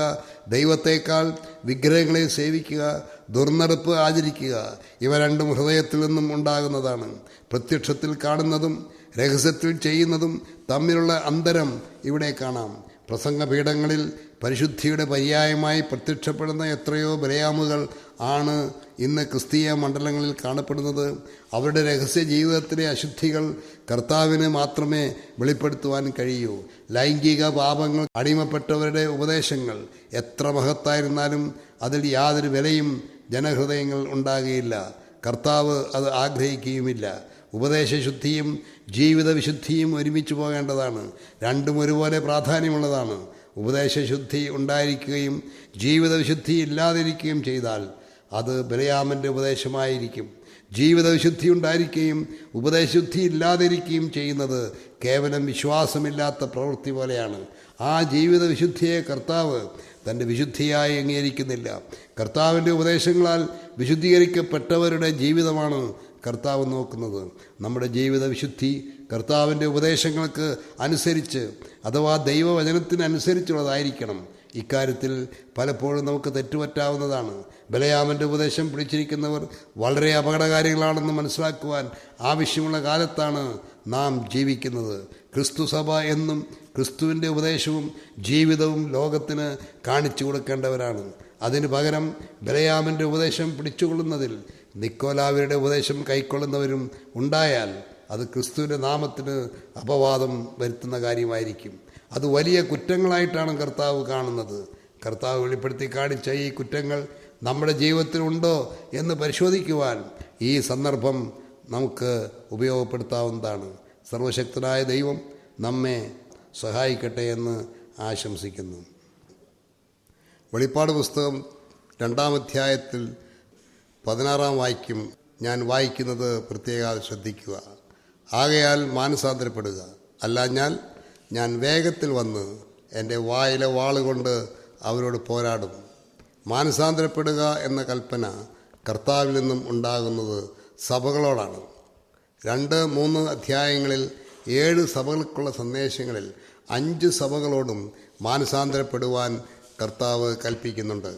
സഭകൾ മാനസാന്തരപ്പെടേണ്ടത് ആവശ്യമാണ്. പാപികൾ മാനസാന്തരപ്പെടണം എന്നത് ദൈവത്തിൻ്റെ കൽപ്പനയാണ്. എന്നാൽ ഇവിടെ സഭകളും മാനസാന്തരപ്പെടണം എന്ന് കർത്താവ് കൽപ്പിക്കുന്നു. പാപത്തിൽ നിന്നും അതിൻ്റെ ശിക്ഷയിൽ നിന്നും വിടുതൽ ലഭിക്കുവാൻ ഒരു പാപി മാനസാന്തരപ്പെട്ട് കർത്താവിൽ വിശ്വസിക്കണം. അങ്ങനെ രക്ഷിക്കപ്പെട്ടവർ വീണ്ടും മാനസാന്തരപ്പെടുവാൻ ആവശ്യമുണ്ടായി എന്ന് വരാം. പെർഗമോസ് സഭയോട് മാനസാന്തരപ്പെടുവാൻ കർത്താവ് കൽപ്പിക്കുന്നത് അവരുടെ ആത്മീയ ജീവിതത്തിൽ വന്ന പരാജയത്തിൽ നിന്നും തിരിച്ചു വരുന്നതിനെയാണ് സൂചിപ്പിക്കുന്നത്. ഓരോ സഭയോടും അവരുടെ കുറ്റങ്ങളെ ചൂണ്ടിക്കാണിച്ചും കൊണ്ടാണ് മാനസാന്തരപ്പെടുവാൻ കൽപ്പിക്കുന്നത്. സഭയിൽ ചിലർ ദുർനടപ്പുകാരും അന്യഥാ ഉപദേശിക്കുന്നവരും ആകയാൽ സഭ മൊത്തത്തിൽ അതിനെക്കുറിച്ച് ദുഃഖിക്കുകയും മാനസാന്തരപ്പെടുകയും ചെയ്യേണ്ടതാണ്. കൊരിന്ത്യ സഭയിൽ ഒരു ദുർനടപ്പുകാരുണ്ടായപ്പോൾ സഭ അക്കാര്യത്തിൽ ദുഃഖിച്ച് അനുതപിക്കേണ്ട ആവശ്യത്തെക്കുറിച്ച് അപ്പോസ്തലനായ പൗലോസ് എഴുതി. അതുതന്നെയാണ് പരിശുദ്ധാത്മാവ് സകല സഭകളോടും പറഞ്ഞുകൊണ്ടിരിക്കുന്നത്. മാനസാന്തരപ്പെടുക എന്ന് വെച്ചാൽ ദൈവശാസ്ത്രപരമായ അഭിപ്രായങ്ങളിൽ മാറ്റം വരുത്തുന്നതല്ല. ചില ആചാരാനുഷ്ഠാനങ്ങൾ വേണ്ടെന്ന് വയ്ക്കുന്നതുമല്ല. ബാഹ്യമായ ചില ജീവിത പരിഷ്കാരങ്ങൾ വരുത്തുന്നതുമല്ല. സമുദായ മാറ്റവുമല്ല. ഹൃദയത്തിൻ്റെ പരിവർത്തനമാണ്. തെറ്റുകളും കുറ്റങ്ങളും തന്നെത്താൻ ബോധ്യമായിട്ട് അതിൽ നിന്നും സമൂലമായ ഒരു മാറ്റമാണ് മാനസാന്തരം കൊണ്ട് ഉദ്ദേശിക്കുന്നത്. വേറൊരു വിധത്തിൽ പറഞ്ഞാൽ കർത്താവ് നമ്മെക്കുറിച്ച് ആഗ്രഹിക്കുന്ന ജീവിത നിലവാരത്തിൽ നിന്നും താണുപോയാൽ അത് മനസ്സിലാക്കി ആ നിലവാരത്തിലേക്ക് തിരിച്ചു വരുന്നതാണ് യഥാർത്ഥ മാനസാന്തരം. വെളിപ്പാട് പുസ്തകം 2-3 അധ്യായങ്ങളിൽ 5 സഭകൾ മാനസാന്തരപ്പെടണം എന്ന് കർത്താവ് കൽപ്പിക്കുന്നത് ഈ ആശയത്തിൽ ആണ്. ഓരോ സഭയെക്കുറിച്ചും കർത്താവ് ചൂണ്ടിക്കാണിക്കുന്ന കുറ്റങ്ങൾ എന്തൊക്കെയാണെന്ന് മനസ്സിലാക്കിയാൽ ഈ മാനസാന്തരം നമുക്കും ആവശ്യമുണ്ടോ എന്ന് ഗ്രഹിക്കുവാൻ സാധിക്കും. മാനസാന്തരപ്പെടാഞ്ഞാൽ ഉണ്ടാകാവുന്ന ഭവിഷ്യത്തുകളും മാനസാന്തരപ്പെട്ടാൽ ഉണ്ടാകുന്ന നന്മകളും വകതിരിച്ചു പഠിക്കുവാൻ ആവശ്യമുണ്ട്. ഓരോ സഭയോടും വ്യത്യസ്ത നിലയിലാണ് ഇക്കാര്യങ്ങൾ പറഞ്ഞിട്ടുള്ളത്. പെർഗമോസ് സഭയോട് മാനസാന്തരപ്പെടാഞ്ഞാൽ എന്തു ചെയ്യും എന്ന് പറയുന്നതും മറ്റു സഭകളോടും പറയുന്നതും തമ്മിലുള്ള വ്യത്യാസങ്ങൾ ശ്രദ്ധിക്കേണ്ടതാണ്. വെളിപ്പാട് പുസ്തകം 2-ാം അധ്യായത്തിൻ്റെ 5, 16, 22, 3-ാം അധ്യായത്തിൻ്റെ 3 എന്നീ വാക്യങ്ങൾ വായിച്ചു നോക്കുക. ചെയ്യിക്കുന്നവന് ഞാൻ മറഞ്ഞിരിക്കുന്ന മന്ന കൊടുക്കും, ഞാൻ അതിന് വെള്ളക്കല്ലും ലഭിക്കുന്നവൻ അല്ലാതെ ആരും അറിയാത്തതും ആ കല്ലിന്മേൽ എഴുതിയിരിക്കുന്നതുമായ പുതിയ പേരും കൊടുക്കും. 3 കാര്യങ്ങൾ ഇവിടെ പറഞ്ഞിട്ടുണ്ട്. 1 മറഞ്ഞിരിക്കുന്ന മന്ന, 2 വെള്ളക്കല്ല്, 3 പുതിയ പേർ. ഇതിൽ പുതിയ പേര് ലഭിക്കുന്നവനല്ലാതെ ആരും അറിയാത്തതാണ് എന്നും പറഞ്ഞിട്ടുണ്ട്. വെളിപ്പാട് പുസ്തകം 19-ാം അധ്യായത്തിൽ വെള്ള കുതിരപ്പുറത്ത് സ്വർഗത്തിൽ നിന്നും ഇറങ്ങി വരുന്ന രാജാതി രാജാവും കർത്താവുമായ നമ്മുടെ കർത്താവിനെക്കുറിച്ച് വിവരിക്കുമ്പോൾ ഇങ്ങനെയാണ് എഴുതിയിരിക്കുന്നത്: എഴുതിയിട്ടുള്ള ഒരു നാമവും അവനുണ്ട്, അത് അവനല്ലാതെ ആർക്കും അറിഞ്ഞുകൂടാ. ആർക്കും അറിഞ്ഞുകൂടാത്ത ആ നാമം എന്താണെന്ന് അറിയുവാൻ നമുക്ക് ജിജ്ഞാസയുണ്ടാകാം. പക്ഷേ അത് വെളിപ്പെടുത്തുന്നതുവരെ അതിനെക്കുറിച്ചുള്ള നിഗമനങ്ങളും അനുമാനങ്ങളും ശരിയായിരിക്കണം എന്നില്ലല്ലോ. ലഭിക്കുന്നവനല്ലാതെ ആരും അറിയാത്ത പേര് എന്തായിരിക്കും എന്ന് ഊഹിക്കുന്നതിനേക്കാൾ അത് ലഭിക്കുമ്പോൾ അറിയാം എന്ന പ്രത്യാശയുടെ ഉറപ്പിൽ ജീവിക്കുകയായിരിക്കും ഉത്തമം. മറഞ്ഞിരിക്കുന്ന മന്നയെക്കുറിച്ച് വെളിപ്പെടുത്തിയിട്ടുള്ള ചില സത്യങ്ങൾ മനസ്സിലാക്കുവാൻ ആവശ്യമുണ്ട്. ഇസ്രായേൽ മക്കൾക്ക് മരുഭൂമിയിൽ ഭക്ഷിപ്പാൻ ദൈവം കൊടുത്ത ആഹാരമായിരുന്നു മന്ന. അതിൽ ഒരു ഇടങ്ങഴി മന്ന ഒരു പാത്രത്തിലിട്ട് സാക്ഷ്യപെട്ടകത്തിൽ തലമുറകൾക്ക് വേണ്ടി സൂക്ഷിക്കുവാൻ കൽപ്പന കൊടുത്തിരുന്നു. ദൈവ സന്നിധിയിൽ അത് സൂക്ഷിക്കപ്പെട്ടു. സ്വർഗീയ ധാന്യം എന്നും ശക്തന്മാരുടെ അപ്പമെന്നും മന്നയെ വിശേഷിപ്പിച്ചിട്ടുണ്ട്. 78-ാം സങ്കീർത്തനം 24-ഉം 25-ഉം വാക്യങ്ങൾ വായിച്ചു നോക്കുക. നമ്മുടെ കർത്താവ് യഹൂദന്മാരോട് സംസാരിച്ചപ്പോൾ സ്വർഗത്തിൽ നിന്നുള്ള സാക്ഷാൽ അപ്പം താൻ തന്നെയാണെന്ന് അവകാശപ്പെട്ടതായി യോഹന്നാൻ രേഖപ്പെടുത്തിയിട്ടുണ്ട്. മറഞ്ഞിരിക്കുന്ന മന്ന നമ്മുടെ കർത്താവ് തന്നെയാണെന്ന് ഈ ഭാഗങ്ങൾ കൊണ്ട് മനസ്സിലാക്കാവുന്നതാണല്ലോ. കർത്താവ് കൊടുക്കുന്ന ഒന്നാണ് മന്ന എന്ന് പറയുന്നത് കൊണ്ട് എന്താണ് മനസ്സിലാക്കേണ്ടത്? നമ്മുടെ ആത്മീയ ജീവിതത്തിനുള്ള ആഹാരം നമുക്ക് ലഭിക്കുന്ന വിധം ഇവിടെ സൂചിപ്പിക്കുകയാണ്. കർത്താവിൽ നിന്നുമാണ് നമ്മുടെ ആത്മീയ ജീവിതം വളരേണ്ടത്.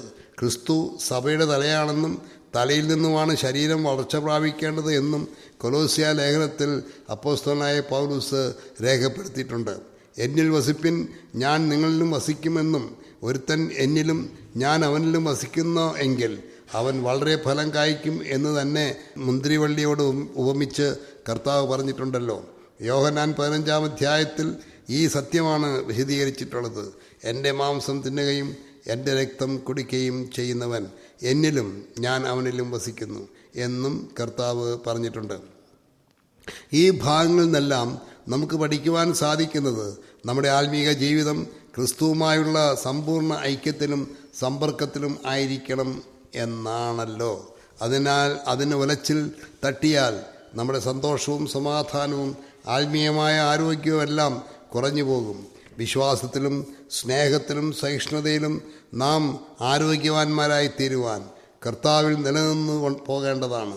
കർത്താവുമായുള്ള ബന്ധം അഭേദ്യമായി നിലനിർത്തി പോകുന്നവർക്ക് മാത്രമേ ആത്മീയ മല്ലന്മാരായി അതിനനുസരിച്ച് ഫലം കായ്ക്കുന്നവരായി തീരുവാൻ സാധിക്കുകയുള്ളൂ. മറഞ്ഞിരിക്കുന്ന മന്ന ഭക്ഷിക്കുന്നത് കൊണ്ട് അതാണ് സാധിക്കുന്നത്. ദൈവവചനത്തിൽ മറഞ്ഞിരിക്കുന്ന ആഹാരം ദിവസവും ഭക്ഷിച്ചുകൊണ്ടിരിക്കുന്ന അനുഭവം നമുക്കുണ്ടാകേണ്ടതാണ്. ക്രിസ്തുവിൽ ജ്ഞാനത്തിൻ്റെയും പരിജ്ഞാനത്തിൻ്റെയും നിക്ഷേപങ്ങളൊക്കെയും ഗുപ്തമായിട്ടിരിക്കുന്നു എന്ന് രേഖപ്പെടുത്തിയിട്ടുണ്ടല്ലോ. കൊലോസ്യ ലേഖനം 2-ാം അധ്യായത്തിൻ്റെ 3-ാം വാക്യം വായിച്ചു നോക്കുക. അടുത്തതായി വെള്ളക്കല്ല് കൊടുക്കാമെന്നാണ് കർത്താവ് പറഞ്ഞിട്ടുള്ളത്. വെള്ള നിറം ആത്മീയ വിശുദ്ധിയെ കാണിക്കുന്നുണ്ട്. വെളിപ്പാട് പുസ്തകത്തിലെ വെള്ളയുടുപ്പ്, വെള്ളയങ്കി എന്നിങ്ങനെയുള്ള ഉപയോഗങ്ങൾ ആവർത്തിച്ച് വരുന്നുണ്ട്. ഇവിടെ വെള്ളക്കല്ല് എന്ന് പറയുന്നത് എന്തിനെയാണ് കാണിക്കുന്നത്? ഒളിമ്പിക് കളികളിൽ വിജയിക്കുന്നവർക്ക് ഒരു വെള്ളക്കല്ലിൽ അവരുടെ പേർ എഴുതി കൊടുക്കുന്ന ഒരു സമ്പ്രദായം ഉണ്ടായിരുന്നതായി പറയപ്പെടുന്നു. അവരെ പരസ്യമായി അഭിനന്ദിക്കുകയും ബഹുമാനിക്കുകയും ചെയ്യുന്നതിനാണ് അത് കൊടുക്കുന്നത്. ഈ കല്ല് കൈവശമുള്ളവർക്ക് ആ രാജ്യത്തിലെ പ്രധാനപ്പെട്ട എല്ലാ സമ്മേളനങ്ങളിലും സൗജന്യമായ പ്രവേശനം സാധിക്കുമത്രേ. അവർ ജയാളികളായതുകൊണ്ടുള്ള ബഹുമാനം അവർക്ക് എവിടെയും ലഭിക്കുന്നു. നമ്മുടെ കർത്താവ് ജയാളികൾക്ക് കൊടുക്കുന്ന ബഹുമാനവും അഭിനന്ദനവും ഭൗതികമായതല്ല, സ്വർഗീയമായതാണ്. അതിൻ്റെ ശ്രേഷ്ഠത എത്രയെന്ന് ഇന്ന് നമുക്ക് അറിഞ്ഞുകൂടാം. ആർക്കും അറിഞ്ഞുകൂടാത്ത ഒരു പേര് കൊത്തിയിട്ടുള്ള വെള്ളക്കല്ല് അവകാശപ്പെടുന്ന അവർക്ക് ആ പേരിൻ്റെ ഉടമയ്ക്കുള്ള എല്ലാ അഭിനന്ദനങ്ങളും ലഭിക്കുന്നു. ലൂക്കോസ് സുവിശേഷം 12-ാം അധ്യായത്തിൽ യജമാനൻ തിരിച്ചു വരുമ്പോൾ വിശ്വസ്തരായി കാണപ്പെടുന്ന ദാസന്മാരോട് എന്തു ചെയ്യും എന്ന് കർത്താവ് പറഞ്ഞിട്ടുണ്ട്. 37-ാം വാക്യം വായിച്ചു നോക്കുക. ആ യജമാനൻ അരകെട്ടി അവരെ ഭക്ഷണത്തിനിരുത്തുകയും വന്ന് അവർക്ക് ശുശ്രൂഷ ചെയ്യുകയും ചെയ്യും. എത്ര അത്ഭുതകരമായ ബഹുമാനമായിരിക്കും അത് എന്ന് ചിന്തിച്ചു നോക്കുക. കർത്താവിൻ്റെ വീണ്ടും വരവിനെക്കുറിച്ച് ശിഷ്യന്മാരോട് പറയുമ്പോൾ, ഞാൻ പോയി നിങ്ങൾക്ക് സ്ഥലം ഒരുക്കി ഞാൻ ഇരിക്കുന്നിടത്ത് നിങ്ങളും ഇരിക്കേണ്ടതിന് പിന്നെയും വന്ന് നിങ്ങളെ എൻ്റെ അടുക്കൽ ചേർത്തുകൊള്ളും എന്നാണ് വാഗ്ദത്തം ചെയ്യുന്നത്. സ്വർഗീയ വിശുദ്ധിയിൽ നമ്മെ അവനോട് കൂടി ഇരുത്തി ബഹുമാനിക്കുവാൻ നമ്മുടെ കർത്താവായ ക്രിസ്തുയേശു സന്നദ്ധനായിരിക്കുന്നു. വെള്ളക്കല്ലും അതിന്മേൽ എഴുതിയിരിക്കുന്ന പുതിയ പേരുമുള്ളവരായി നിത്യതയിൽ ജീവിക്കുവാൻ തക്കവണ്ണം ഈ ലോകത്തിൽ ജയാളികളായി തീരുവാൻ കർത്താവ് നമ്മെ സഹായിക്കട്ടെ. ആത്മാവ് സഭകളോട് പറയുന്നത് എന്തെന്ന് ചെവിയുള്ളവൻ കേൾക്കട്ടെ. തുടർന്ന് തുയഥൈരയിലെ സഭയ്ക്കുള്ള സന്ദേശത്തിൽ നിന്നും ചില സത്യങ്ങൾ നമുക്ക് നോക്കാം എന്ന് കർത്താവിൽ ആശിക്കുന്നു. 2-ാം അധ്യായം 18 മുതൽ 29 വരെയുള്ള വാക്യങ്ങൾ അത് രേഖപ്പെടുത്തിയിട്ടുണ്ട്. താരതമ്യേന ദീർഘമായ ഒരു സന്ദേശമാണ് അത്. അതുകൊണ്ട് തന്നെ കൂടുതൽ പ്രാധാന്യം അതിനുണ്ടല്ലോ. തുയഥൈര പട്ടണത്തെക്കുറിച്ചോ അവിടെ ക്രിസ്തുസഭ ഉണ്ടായ സാഹചര്യങ്ങളെക്കുറിച്ചോ നമുക്കൊന്നും ബൈബിളിൽ നിന്നും ലഭിക്കുന്നില്ല. ഫിലിപ്പയിൽ പൗലോസ് അപ്പോസ്തലൻ സുവിശേഷ ഘോഷണത്തിനായി കടന്നു ചെന്നപ്പോൾ അവിടെ കണ്ടുമുട്ടിയ ലുദിയ എന്ന സ്ത്രീ തുയഥൈര പട്ടണക്കാരത്തെയും രക്താംബരം വിൽക്കുന്നവളുമായിരുന്നു എന്ന് പറഞ്ഞിട്ടുണ്ട്. ഫിലിപ്പയിൽ വെച്ച് ക്രിസ്തുവിൽ വിശ്വസിച്ച ലുദിയ തുയഥൈര പട്ടണത്തിൽ സുവിശേഷം പ്രചരിപ്പിക്കുന്നതിൽ ഒരു കാരണമായിരുന്നിരിക്കാം. ആസിയിലെങ്ങും പൗലോസ് സുവിശേഷ ഘോഷണം നടത്തിയത് അതിനുശേഷം ആയിരുന്നുവല്ലോ. ഏതായാലും ആദ്യ നൂറ്റാണ്ടിൽ തന്നെ ആ പട്ടണത്തിൽ ഒരു ക്രിസ്തു സഭ നിലവിൽ വന്നിരുന്നു. ആ സഭയോടാണ് കർത്താവ് അരുളി ചെയ്യുന്നത്. കർത്താവിനെ അവിടെ വിശേഷിപ്പിക്കുന്നത് അഗ്നിജ്വാലയ്ക്ക് ഒത്ത കണ്ണും വെള്ളോട്ടിന് സദൃശ്യമായ കാലുമുള്ള ദൈവപുത്രൻ അരുളി ചെയ്യുന്നത് എന്നാണ്. 1-ാം അധ്യായത്തിൽ കാണപ്പെടുന്ന മനുഷ്യപുത്രനും ഇവിടെ കാണുന്ന ദൈവപുത്രനും ഒരാൾ തന്നെയാണ് എന്ന് സംശയിക്കാനില്ലല്ലോ. ദൈവപുത്രനും മനുഷ്യപുത്രനുമായ നമ്മുടെ കർത്താവിൻ്റെ കണ്ണും കാലും വെളിപ്പെടുത്തുന്ന സത്യങ്ങൾ എന്താണെന്ന് 1-ാം അധ്യായം പഠിച്ചപ്പോൾ നാം മനസ്സിലാക്കിയതാണല്ലോ. ഏത് രഹസ്യവും അറിയാവുന്നവനും ഏത് കഷ്ടതയുടെ തീച്ചോളയിലും നടക്കുവാൻ കഴിയുന്നവനുമാണ് നമ്മുടെ കർത്താവ്. ഈ കർത്താവ് അരുളി ചെയ്യുന്ന കാര്യങ്ങൾ എത്ര ഗൗരവത്തോടു കൂടെയാണ് നാം പഠിക്കേണ്ടത് എന്ന് ചിന്തിച്ചു നോക്കുക. 2-ാം അധ്യായം 19-ാം വാക്യത്തിൽ തുയഥൈര സഭയെക്കുറിച്ച് കർത്താവ് അറിയുന്ന കാര്യം ശ്ലാഘിച്ചു തന്നെയാണ് പറയുന്നത്. ഞാൻ നിൻ്റെ പ്രവൃത്തിയും നിൻ്റെ സ്നേഹം, വിശ്വാസം, ശുശ്രൂഷ, സഹിഷ്ണുത എന്നിവയും നിൻ്റെ ഒടുവിലത്തെ പ്രവൃത്തി ആദ്യത്തേതിൽ വേറെയെന്നും അറിയുന്നു. എഫെസോസ് സഭയെക്കുറിച്ച് പറയുന്നതിൽ നിന്നും കൂടുതൽ കാര്യങ്ങൾ ഈ സഭയെക്കുറിച്ച് പറയുന്നുണ്ട്. ആദ്യത്തെ പ്രവൃത്തിയിൽ നിന്നും എഫെസോസ് സഭ വീണുപോയി.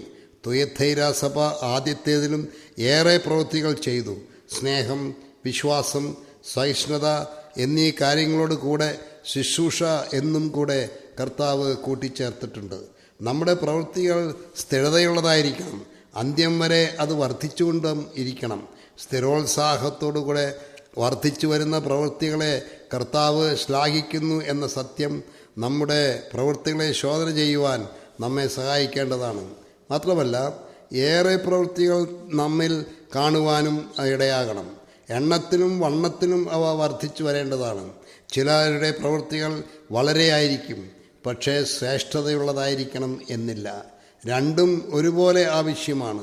ശുശ്രൂഷ എന്ന വാക്കുകൊണ്ട് മറ്റുള്ളവർക്ക് വേണ്ടി നാം ചെയ്യുന്ന കാര്യങ്ങളെയാണല്ലോ സൂചിപ്പിക്കുന്നത്. രോഗികളെ പരിചരിക്കുന്നതിനെയാണ് ആ വാക്കുകൊണ്ട് സാധാരണ അർത്ഥമാക്കുന്നത്. എബ്രായലേഖനം 6-ാം അധ്യായം 10-ാം വാക്യത്തിൽ നാം ഇങ്ങനെ വായിക്കുന്നു: ദൈവം നിങ്ങളുടെ പ്രവൃത്തിയും വിശുദ്ധന്മാരെ ശുശ്രൂഷിക്കുന്നതിനാലും തൻ്റെ നാമത്തോട് കാണിച്ച സ്നേഹവും മറന്നുകളവാൻ തക്കവണ്ണം അനീതിയുള്ളവൻ അല്ല. ഈ വാക്യത്തിൽ വിശുദ്ധന്മാരെ ശുശ്രൂഷിക്കുന്നത് തൻ്റെ നാമത്തോടുള്ള സ്നേഹമാണെന്ന് കർത്താവ് പറയുന്നുണ്ട്. എല്ലാ ശുശ്രൂഷകളും സ്നേഹത്തിൽ നിന്ന് ആണോ എന്ന് വിധിയെഴുതുവാൻ ആവശ്യമുണ്ട്. കർത്താവിൻ്റെ വിധി തെറ്റുകയില്ല. എന്നാൽ നമ്മുടെ ഹൃദയത്തിൻ്റെ ഉള്ളിൽ കർത്താവിനോടുള്ള സ്നേഹമുണ്ടോ എന്ന് നമുക്ക് ഓരോരുത്തർക്കും അറിയാമല്ലോ. വല്ലപ്പോഴും ഒന്ന് ശുശ്രൂഷിക്കുന്നതിനെക്കുറിച്ചല്ല ഇത് പറയുന്നത്, നിരന്തരമായ അത് ചെയ്തുകൊണ്ടിരിക്കുന്നതിനെയാണ് ഇവിടെ സൂചിപ്പിക്കുന്നത്. മനുഷ്യപുത്രൻ ശുശ്രൂഷ ചെയ്യിപ്പാനല്ല ശുശ്രൂഷിപ്പാനും ആണ് വന്നത് എന്ന് പറയുന്നുണ്ടല്ലോ. അതായിരിക്കണം നമ്മുടെ മാനദണ്ഡം. സ്നേഹത്തിൽ നിന്നുള്ള ശുശ്രൂഷ സ്വർഗം കണക്കിടുമെന്ന സത്യം മറക്കരുത്. വിശുദ്ധന്മാരോടുള്ള നമ്മുടെ മനോഭാവമാണ് ഈ ശുശ്രൂഷയിൽ പ്രചോദനം നൽകുന്നത്. 20 മുതൽ 21 വരെയുള്ള വാക്യങ്ങളിൽ തുയഥൈര സഭയെക്കുറിച്ച് കർത്താവിന് പറയുവാനുള്ള കുറ്റങ്ങളാണ് രേഖപ്പെടുത്തിയിട്ടുള്ളത്. നല്ല കാര്യങ്ങൾ വളരെ ശ്ലാഘിച്ചതിന് ശേഷം എങ്കിലും എന്ന് ആരംഭിക്കുന്ന ആ അരുളപ്പാട് വളരെ ഗൗരവമുള്ളതാണ്. ഘനകരമായ വാക്കുകളാണ് അതിനായി ഉപയോഗിച്ചിട്ടുള്ളത്. ഈസബേൽ എന്ന സ്ത്രീ ചെയ്യുന്ന കാര്യങ്ങളെ സഭയിൽ അനുവദിക്കുന്നു എന്ന കാര്യമാണ് ഒരു തെറ്റ്. അതിൻ്റെ ദോഷഫലങ്ങളും അതിന് നേരെ കർത്താവിനുള്ള രോഷവും ന്യായവിധിയും വ്യക്തമാക്കിയിട്ടുണ്ട്. പ്രവാചകിയെന്ന് തന്നെത്താൻ അവകാശപ്പെടുകയും ദൈവദാസന്മാരെ തെറ്റിച്ചു കളയുകയും ചെയ്യുന്നവൾ, അവൾ ദുർനടപ്പുകാരിയാണ്. മറ്റുള്ളവരെ ദുർനടപ്പിനായി പ്രേരിപ്പിക്കുകയും ചെയ്യുന്നു. മാനസാന്തരപ്പെടുവാൻ സമയം കൊടുത്തിട്ടും അവൾ മാനസാന്തരപ്പെട്ടില്ല എന്ന് മാത്രമല്ല, അതിന് അവൾക്ക് മനസ്സുമില്ലായിരുന്നു എന്നാണ് കർത്താവ് പറയുന്നത്. മനഃപൂർവ്വമാണ് ഇക്കാര്യം ചെയ്യുന്നത് എന്ന് സാരം. അവൾക്ക് മക്കളുണ്ട്, അവളുമായി വ്യഭിചരിക്കുന്നവരുമുണ്ട്. ഇതിൻ്റെ എല്ലാം ആശയം വളരെ വ്യാപ്തിയുള്ളതാണ്. സർവജ്ഞാനിയായ കർത്താവ് അരുളി ചെയ്യുന്നതാണല്ലോ ഈ കാര്യങ്ങൾ. ക്രിസ്തു സഭകളിൽ ഈ വക കാര്യങ്ങളും അതിൻ്റെ അതിപ്രസരണം ഏത് കാലത്തും ഉണ്ടായിട്ടുണ്ട്.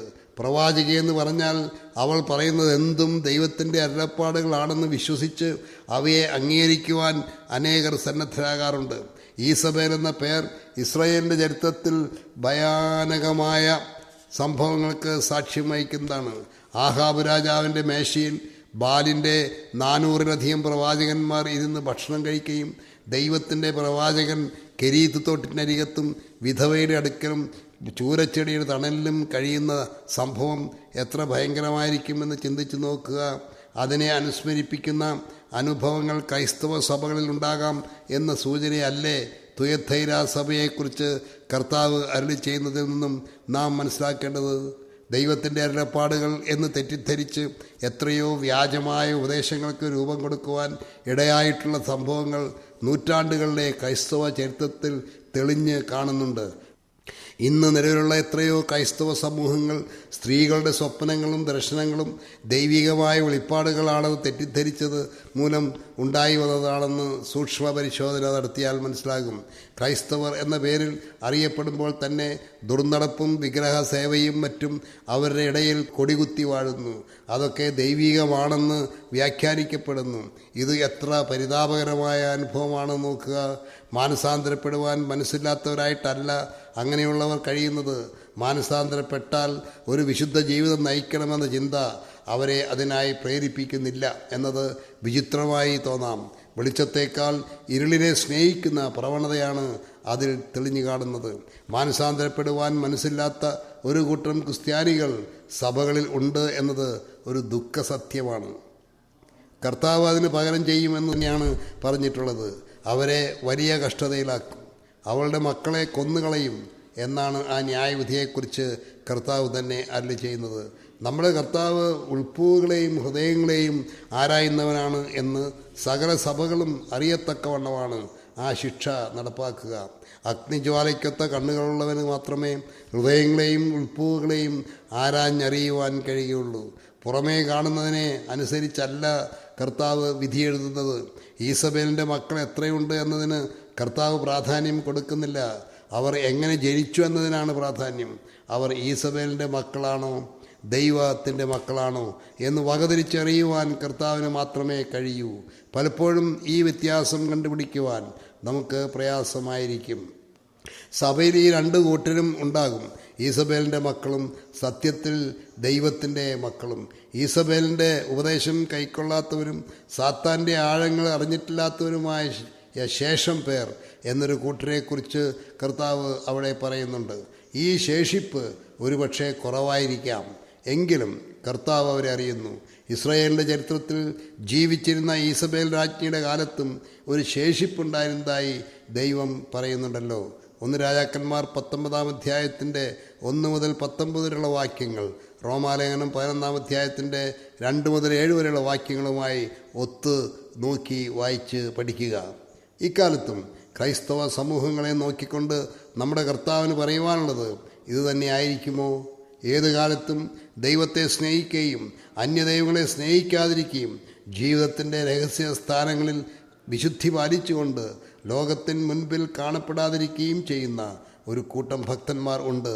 നാം ആ കൂട്ടത്തിൽ ഉൾപ്പെട്ടവരാണോ എന്ന് ചിന്തിക്കുവാൻ ഈ സന്ദർഭം ഉപയോഗിക്കുക. തുയഥൈര സഭയിൽ 2 കൂട്ടം ആളുകൾ ഉണ്ടായിരുന്നു എന്ന് നാം കണ്ടു. ഈസബേലിൻ്റെ ഉപദേശം കൈക്കൊള്ളാത്തവരുടെ ഒരു ശേഷിപ്പ് ഏത് കാലത്തും കർത്താവിന് വേണ്ടി ഉണ്ടായിരുന്നിട്ടുണ്ട് എന്ന് നാം ചിന്തിച്ചതാണ്. അവരെക്കുറിച്ച് കർത്താവ് പറഞ്ഞിട്ടുള്ള കാര്യങ്ങൾ പ്രത്യേകം ശ്രദ്ധിക്കേണ്ടതുമാണ്. അവൻ പറയും പോലെ സാത്താൻ്റെ ആഴങ്ങൾ അറിഞ്ഞിട്ടില്ലാത്ത ഒരു കൂട്ടറാണല്ലോ ആ ശേഷിപ്പ്. സാത്താൻ്റെ ആഴങ്ങൾ എന്ന പ്രയോഗം പ്രത്യേകം ശ്രദ്ധിക്കുക. ഇതിനു മുൻപ് സാത്താൻ്റെ പള്ളിക്കാരായവരെക്കുറിച്ച് നാം കണ്ടതാണ്. സാത്താൻ്റെ സിംഹാസനമുള്ളയിടത്ത് വസിക്കുന്ന പെർഗമോസ് സഭയെക്കുറിച്ചും നാം കണ്ടു. ഇവിടെ സാത്താൻ്റെ ആഴങ്ങൾ അറിയാത്തവരെക്കുറിച്ചാണ് യേശുക്രിസ്തു പറയുന്നത്. ഈസബേലിൻ്റെ ആളുകൾ പറയുന്നതാണ് സാത്താൻ്റെ ആഴങ്ങൾ എന്നാണ് കർത്താവ് വിശേഷിപ്പിക്കുന്നത്. സാധാരണക്കാർക്ക് മനസ്സിലാക്കുവാൻ സാധിക്കാത്ത മർമ്മങ്ങളാണ് അവർ പറയുന്നത്. അവരുടെ ഉപദേശം വളരെ ആഴമുള്ളതാണ്. അത് ഗ്രഹിക്കുവാൻ അത്ര എളുപ്പമല്ല. ദുർനടപ്പിനെക്കുറിച്ചുള്ള ഉപദേശത്തിൻ്റെ ആഴം സാധാരണക്കാരന് ദുർഗ്രാഹ്യമാണ്. സ്നേഹത്തിൻ്റെ പാരമ്യം പ്രദർശിപ്പിക്കപ്പെടുന്ന പ്രവൃത്തി ദൈവത്തിന് പ്രസാദകരമാണെന്നൊക്കെ പറഞ്ഞാൽ അത് ശരിയാണ് എന്ന് സമ്മതിച്ച് ആ പ്രവൃത്തി ചെയ്യുമ്പോൾ ഉണ്ടാകുന്ന ഒരു അനുഭൂതി അനുഭവിച്ചാലേ അറിയൂ. അത് വളരെ ആഴമേറിയ ഒരു അനുഭൂതിയാണ്. അനേകരും ഈ ആഴത്തിൽ ഇറങ്ങുവാൻ ആഗ്രഹിക്കുന്നു. ഈസബേലിൻ്റെ ഈ ഉപദേശം അനുസരിച്ച് ജീവിക്കുന്നവർ ആ ആനന്ദാനുഭൂതിയിൽ ആനന്ദം കാണുന്നവരാണ്. എന്നാൽ ഉൾപ്പൂവുകളെ ആരായുന്ന നമ്മുടെ കർത്താവ് പറയുന്നത് അത് ദുർനടപ്പാണെന്നാണ്. ദൈവവചനത്തിൽ ദുർനടപ്പ് എന്ന വാക്കുകൊണ്ട് അർത്ഥമാക്കുന്ന ലൈംഗിക പാപം ഇന്ന് അനേകർക്ക് ദൈവികാനുഭൂതിക്കുള്ള പരമോന്നത മാർഗമായിട്ടാണ് കാണപ്പെടുന്നത്. എന്നാൽ കർത്താവിനെ സംബന്ധിച്ചിടത്തോളം അത് സാത്താൻ്റെ ആഴങ്ങളാണ്. ദൈവ മക്കളെ സംബന്ധിച്ചിടത്തോളം അത് അവർക്ക് അജ്ഞാതവുമാണ്. സാത്താൻ്റെ ആഴങ്ങൾ ആരാഞ്ഞറിയുന്നതിനേക്കാൾ ഹൃദയങ്ങളെ ആരായുന്ന കർത്താവിൻ്റെ ആഴങ്ങൾ അറിയുന്നത് തന്നെയാണ് ഭാഗ്യം. അങ്ങനെയുള്ളവരോട് കർത്താവ് പറയുന്നത്, വേറൊരു ഭാരം ഞാൻ നിങ്ങളുടെ മേൽ ചുമത്തുന്നില്ല, എങ്കിലും നിങ്ങൾക്കുള്ളത് ഞാൻ വരും വരെ പിടിച്ചുകൊള്ളുവിൻ എന്ന് ഞാൻ കൽപ്പിക്കുന്നു എന്നാണ്. പ്രവൃത്തികളുടെ പുസ്തകം 15-ാം അധ്യായത്തിൽ അപ്പോസ്തലന്മാരും അന്നത്തെ യെരുശലേം സഭയും കൂടി വന്ന് ജാതികൾ ക്രിസ്തുവിങ്കിലേക്ക് വന്നാൽ എന്ത് ചെയ്യണം എന്നതിനെക്കുറിച്ച് ഒരു തീരുമാനം ചെയ്തതായി രേഖപ്പെടുത്തിയിട്ടുണ്ട്. അതിൽ നിന്നും ഒരു വാക്യം നമുക്ക് നോക്കാം. വിഗ്രഹാർപ്പിതം, രക്തം, ശ്വാസം മുട്ടി ചത്തത്, പരസംഗം എന്നിവ വർജിക്കുന്നത് ആവശ്യം എന്നല്ലാതെ അധികമായ ഭാരമൊന്നും നിങ്ങളുടെ മേൽ ചുമത്തരുത് എന്ന് പരിശുദ്ധാത്മാവിനും ഞങ്ങൾക്കും തോന്നിയിരിക്കുന്നു. ഇവ വർജിച്ച് സൂക്ഷിച്ചുകൊണ്ടാൽ നന്ന്, ശുഭമായിരിപ്പിൻ എന്നാണ് അവർ തീരുമാനിച്ചത്. അപ്പോസ്തല പ്രവൃത്തി 15-ാം അധ്യായത്തിൻ്റെ 28ഉം 29ഉം വാക്യങ്ങൾ വായിച്ചു നോക്കുക. പരിശുദ്ധാത്മാവിനും സഭയ്ക്കും തോന്നിയ കാര്യങ്ങൾ തന്നെയാണ് തുയഥൈര സഭയിലെ ശേഷിപ്പിനോട് കർത്താവിനും പറയുവാനുള്ളത്. പരസംഗവും വിഗ്രഹാർപ്പിതവുമൊക്കെ ആകാം എന്ന് ഈസബേലിൻ്റെ ഉപദേശം വർജ്യമായിരിക്കണം എന്ന് സാരം. അത് ഒരു ഭാരമായി തോന്നാവുന്നതല്ല. ദൈവമക്കൾക്ക് അത് എത്രയോ മൃദുവായ ഭാരമാണ്, അത് എത്ര ആശ്വാസവും ആണ്. നിങ്ങൾക്കുള്ളത് ഞാൻ വരും വരെ പിടിച്ചുകൊള്ളുവിൻ എന്ന് കർത്താവ് വീണ്ടും കൽപ്പിക്കുന്നു. എന്തായിരിക്കും നിങ്ങൾക്കുള്ളത് എന്ന് പറയുന്നതിൻ്റെ സാരം 19-ാം വാക്യത്തിൽ അത് കാണാം. പ്രവൃത്തി, സ്നേഹം, വിശ്വാസം, ശുശ്രൂഷ, സഹിഷ്ണുത എന്നീ കാര്യങ്ങൾ കർത്താവ് വീണ്ടും വരുന്നതുവരെ മുറുകെ പിടിച്ചുകൊള്ളണം എന്നാണ് കർത്താവ് ഉപദേശിച്ചത്. ക്രിസ്തീയ ജീവിതത്തിൽ ഓരോരുത്തർക്കുമുള്ള ഉത്തരവാദിത്വത്തെയാണ് കർത്താവ് ഇവിടെ ചൂണ്ടിക്കാണിക്കുന്നത്. തുടർന്ന് ജയിക്കുന്നവർക്ക് കർത്താവ് കൊടുക്കുവാൻ വെച്ചിട്ടുള്ള കാര്യങ്ങളാണ് പറയുന്നത്. ജയിക്കുകയും ഞാൻ കൽപ്പിച്ച പ്രവൃത്തികളെ അവസാനത്തോളം അനുഷ്ഠിക്കുകയും ചെയ്യുന്നവന് എൻ്റെ പിതാവ് എനിക്ക് തന്നതുപോലെ ഞാൻ ജാതികളുടെ മേൽ അധികാരം കൊടുക്കും. അവൻ ഇരുമ്പുകൾ കൊണ്ട് അവരെ മേയ്ക്കും. അവർ കുശവൻ്റെ പാത്രങ്ങൾ പോലെ നുറുങ്ങിപ്പോകും. ഞാൻ അവന് ഉദയനക്ഷത്രവും കൊടുക്കും. നമ്മുടെ കർത്താവ് വരുന്നത് വരെ അനുഷ്ഠിക്കുവാൻ നമ്മോട് കൽപ്പിച്ചിട്ടുള്ള പ്രവൃത്തികളിൽ നാം വിശ്വസ്തരായിരിക്കണം എന്ന് കർത്താവ് ആഗ്രഹിക്കുന്നു. ഈസബേലിൻ്റെ പ്രവൃത്തികളും കർത്താവിൻ്റെ പ്രവൃത്തികളും തമ്മിൽ വകതിരിച്ച് മനസ്സിലാക്കുവാൻ ആവശ്യമുണ്ട്. എന്ത് പ്രവൃത്തികളും ചെയ്യുവാൻ നമുക്ക് അധികാരം ഇല്ല. കർത്താവ് കൽപ്പിച്ച പ്രവൃത്തികളാണ് നാം അനുഷ്ഠിക്കേണ്ടത്. അത് ഏതൊക്കെയെന്നറിയുവാൻ ദൈവവചനം പരിശോധിക്കേണ്ടതാണ്. ദൈവവചനത്തിൽ കർത്താവ് അരുളി ചെയ്തിട്ടുള്ള പ്രവൃത്തികൾ അവസാനത്തോളം വിശ്വസ്തരായി ചെയ്യുവാൻ നമുക്ക് ഉത്സാഹിക്കാം. ജയിക്കുന്നവർക്ക് കൊടുക്കുന്ന കാര്യങ്ങൾ വിശേഷതയുള്ളതാണ്. ഓരോ സഭയ്ക്കും ഉള്ള വാഗ്ദത്തങ്ങൾ വ്യത്യസ്തമാണെങ്കിലും എല്ലാ സഭകൾക്കും അത് അവകാശപ്പെടുത്താവുന്നതും ആണ്. എന്തുകൊണ്ടെന്നാൽ ആത്മാവ് സഭകളോട് പറയുന്നത് എന്തെന്ന് ചെവിയുള്ളവൻ കേൾക്കട്ടെ എന്നാണ് അരുളി ചെയ്തിട്ടുള്ളത്. അതുകൊണ്ട് എല്ലാ സഭകൾക്കും അത് ബാധകം ആണല്ലോ.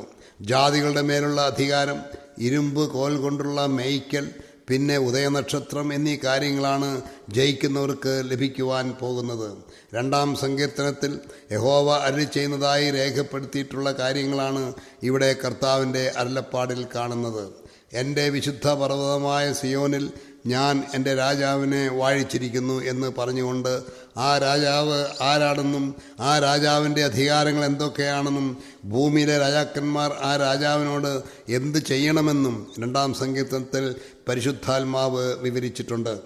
ദൈവപുത്രൻ രാജാവായി വാഴുന്നതിനെയാണ് ആ സങ്കീർത്തനത്തിൽ സൂചിപ്പിച്ചിട്ടുള്ളത്. തുയഥൈര സഭയോടുള്ള അരുളപ്പാട് ദൈവപുത്രൻ്റെയാണ്. എൻ്റെ പിതാവ് എനിക്ക് തന്നതുപോലെ ഞാൻ ജാതികളുടെ മേൽ അധികാരം കൊടുക്കും. അവൻ ഇരുമ്പുകൾ കൊണ്ട് അവരെ മേയ്ക്കും എന്ന് ദൈവപുത്രൻ പറയുന്നത് ആരെക്കുറിച്ചാണ്? തുയഥൈര സഭയിലെ ശേഷിപ്പായ ദൈവമക്കളോടാണല്ലോ. ഈസബേലിൻ്റെ ഉപദേശം കൈക്കൊള്ളാതെ കർത്താവിൻ്റെ ഉപദേശത്തിൽ നിലനിന്ന് കർത്താവിൻ്റെ പ്രവൃത്തികൾ അവസാനം വരെ അനുഷ്ഠിക്കുന്നവർക്ക് ലഭിക്കുന്ന അധികാരത്തെക്കുറിച്ചാണല്ലോ ഇവിടെ പറയുന്നത്. ജാതികളെ മേയ്ക്കുന്ന അധികാരം ദൈവമക്കൾക്ക് ലഭിക്കും എന്ന സത്യം ഉൾക്കൊള്ളുവാൻ പ്രയാസമുള്ളതാണ്. പക്ഷേ കർത്താവ് അത് അരുളി ചെയ്തിട്ടുള്ളത് കൊണ്ട് വിശ്വസിക്കുവാൻ സംശയിക്കേണ്ടതില്ല. കർത്താവ് വീണ്ടും വരുമ്പോൾ അവൻ്റെ ജനത്തിന് കൊടുക്കുവാൻ പോകുന്ന അവകാശങ്ങളെക്കുറിച്ചും അധികാരങ്ങളെക്കുറിച്ചും മഹത്വത്തെക്കുറിച്ചും പറഞ്ഞിട്ടുള്ള കാര്യങ്ങൾ വിശദീകരിക്കുവാൻ ബുദ്ധിമുട്ടുള്ളതാണ്. നമ്മുടെ യുക്തിബോധം കൊണ്ട് അത് മുഴുവനും മനസ്സിലാക്കുവാൻ സാധിക്കണം എന്നില്ല. എന്നാൽ കർത്താവ് പറഞ്ഞിട്ടുള്ള കാര്യങ്ങൾ അതുപോലെ തന്നെ അവൻ ചെയ്യും എന്ന് വിശ്വസിക്കുന്നതോടൊപ്പം നമുക്ക് ഇന്ന് ലഭിച്ചിട്ടുള്ള ജീവിതത്തിൽ നാം അനുഷ്ഠിക്കുവാൻ കർത്താവ് കൽപ്പിച്ചിട്ടുള്ള കാര്യങ്ങൾ അവസാനത്തോളം നിവർത്തിക്കുവാൻ നാം ഉത്സാഹിക്കേണ്ടതാണ്. അതിൽ നിന്നും പിന്മാറിപ്പോകുവാൻ ഒരിക്കലും ഇടയാകരുത്. നമുക്ക് ലഭിക്കുവാൻ പോകുന്ന അധികാരത്തെക്കുറിച്ച് ആശ്ചര്യപ്പെട്ട് നിൽക്കുന്നതിനേക്കാൾ ഇന്ന് നമുക്ക് ലഭിച്ചിട്ടുള്ള അവസരങ്ങൾ പ്രയോജനകരമായി ഉപയോഗപ്പെടുത്തുകയാണ് ആവശ്യം. നമുക്ക് ലഭിക്കുവാനുള്ള അവകാശങ്ങളെക്കുറിച്ചുള്ള സങ്കല്പങ്ങളും ഭാവനകളും നമുക്ക് നൽകുന്ന ആവേശം നമ്മുടെ അനുദിന ജീവിതത്തിൽ നമ്മുടെ കർത്താവിനെ സേവിക്കുവാൻ ഉപയോഗപ്പെടുത്തേണ്ടതാണ്. ഇന്ന് നാം അതിൽ ആവേശമുള്ളവരല്ലെങ്കിലും അന്നും നമുക്ക് ആവേശം ഇല്ലാതായേക്കാം. ഞാൻ അവന് ഉദയനക്ഷത്രം കൊടുക്കുമെന്ന് വാഗ്ദത്തോടെയാണ് കർത്താവ് തൻ്റെ അരുളപ്പാടുകൾ അവസാനിപ്പിക്കുന്നത്. വെളിപ്പാട് പുസ്തകം 22-ാം അധ്യായത്തിൽ ഞാൻ ശുഭ്രമായ ഉദയനക്ഷത്രമാകുന്നു എന്ന് യേശുക്രിസ്തു തന്നെ അവകാശപ്പെടുന്നുണ്ട്. ഉദയനക്ഷത്രത്തെക്കുറിച്ച് അതിൽ കൂടുതലായ വ്യാഖ്യാനത്തിന് ആവശ്യം ഇല്ലല്ലോ. നമ്മുടെ യുക്തി കൊണ്ട് വ്യാഖ്യാനിച്ച് ആ ഉദയനക്ഷത്രത്തിൻ്റെ ശോഭ ഇല്ലാതാക്കാൻ ആവശ്യം ഇല്ല. നമ്മുടെ കർത്താവിനെ നമുക്ക് ലഭിക്കും. അവനാണ് നമുക്ക് എല്ലാറ്റിലും എല്ലാം. ഞാൻ നിൻ്റെ അതിമഹത്തായ പ്രതിഫലമാകുന്നു എന്ന് അബ്രഹാമിനോട് അരുളിച്ചെയ്ത യഹോവ നീതിயின் സൂര്യനും ഉദയനക്ഷത്രവുമായി നമുക്ക് വെളിപ്പെട്ടിരിക്കുകയാണ്. ആ നല്ല കർത്താവ് നമ്മുടെയും പ്രതിഫലമാണ്. അവൻ തരുന്ന അനേകം അനുഗ്രഹങ്ങളെക്കാൾ തന്നെത്താൻ നമുക്ക് വേണ്ടി ഏൽപ്പിച്ചു തന്ന അവൻ തന്നെയാണ് നമ്മുടെ യഥാർത്ഥ അനുഗ്രഹം. അനുഗ്രഹങ്ങളെക്കാൾ അനുഗ്രഹദാതാവിന് വിലയുണ്ടല്ലോ. അവനെ സ്നേഹിക്കുവാനും അവനെ മാത്രം സേവിക്കുവാനും അവനിൽ മാത്രം ആശ്രയിക്കുവാനും അങ്ങനെ അവന് വേണ്ടി ജീവിക്കുവാനും അവൻ എന്നിൽ ജീവിക്കുവാനും നമുക്ക് ഓരോരുത്തർക്കും ഈ പഠനം മൂലം കർത്താവ് സഹായിക്കട്ടെ.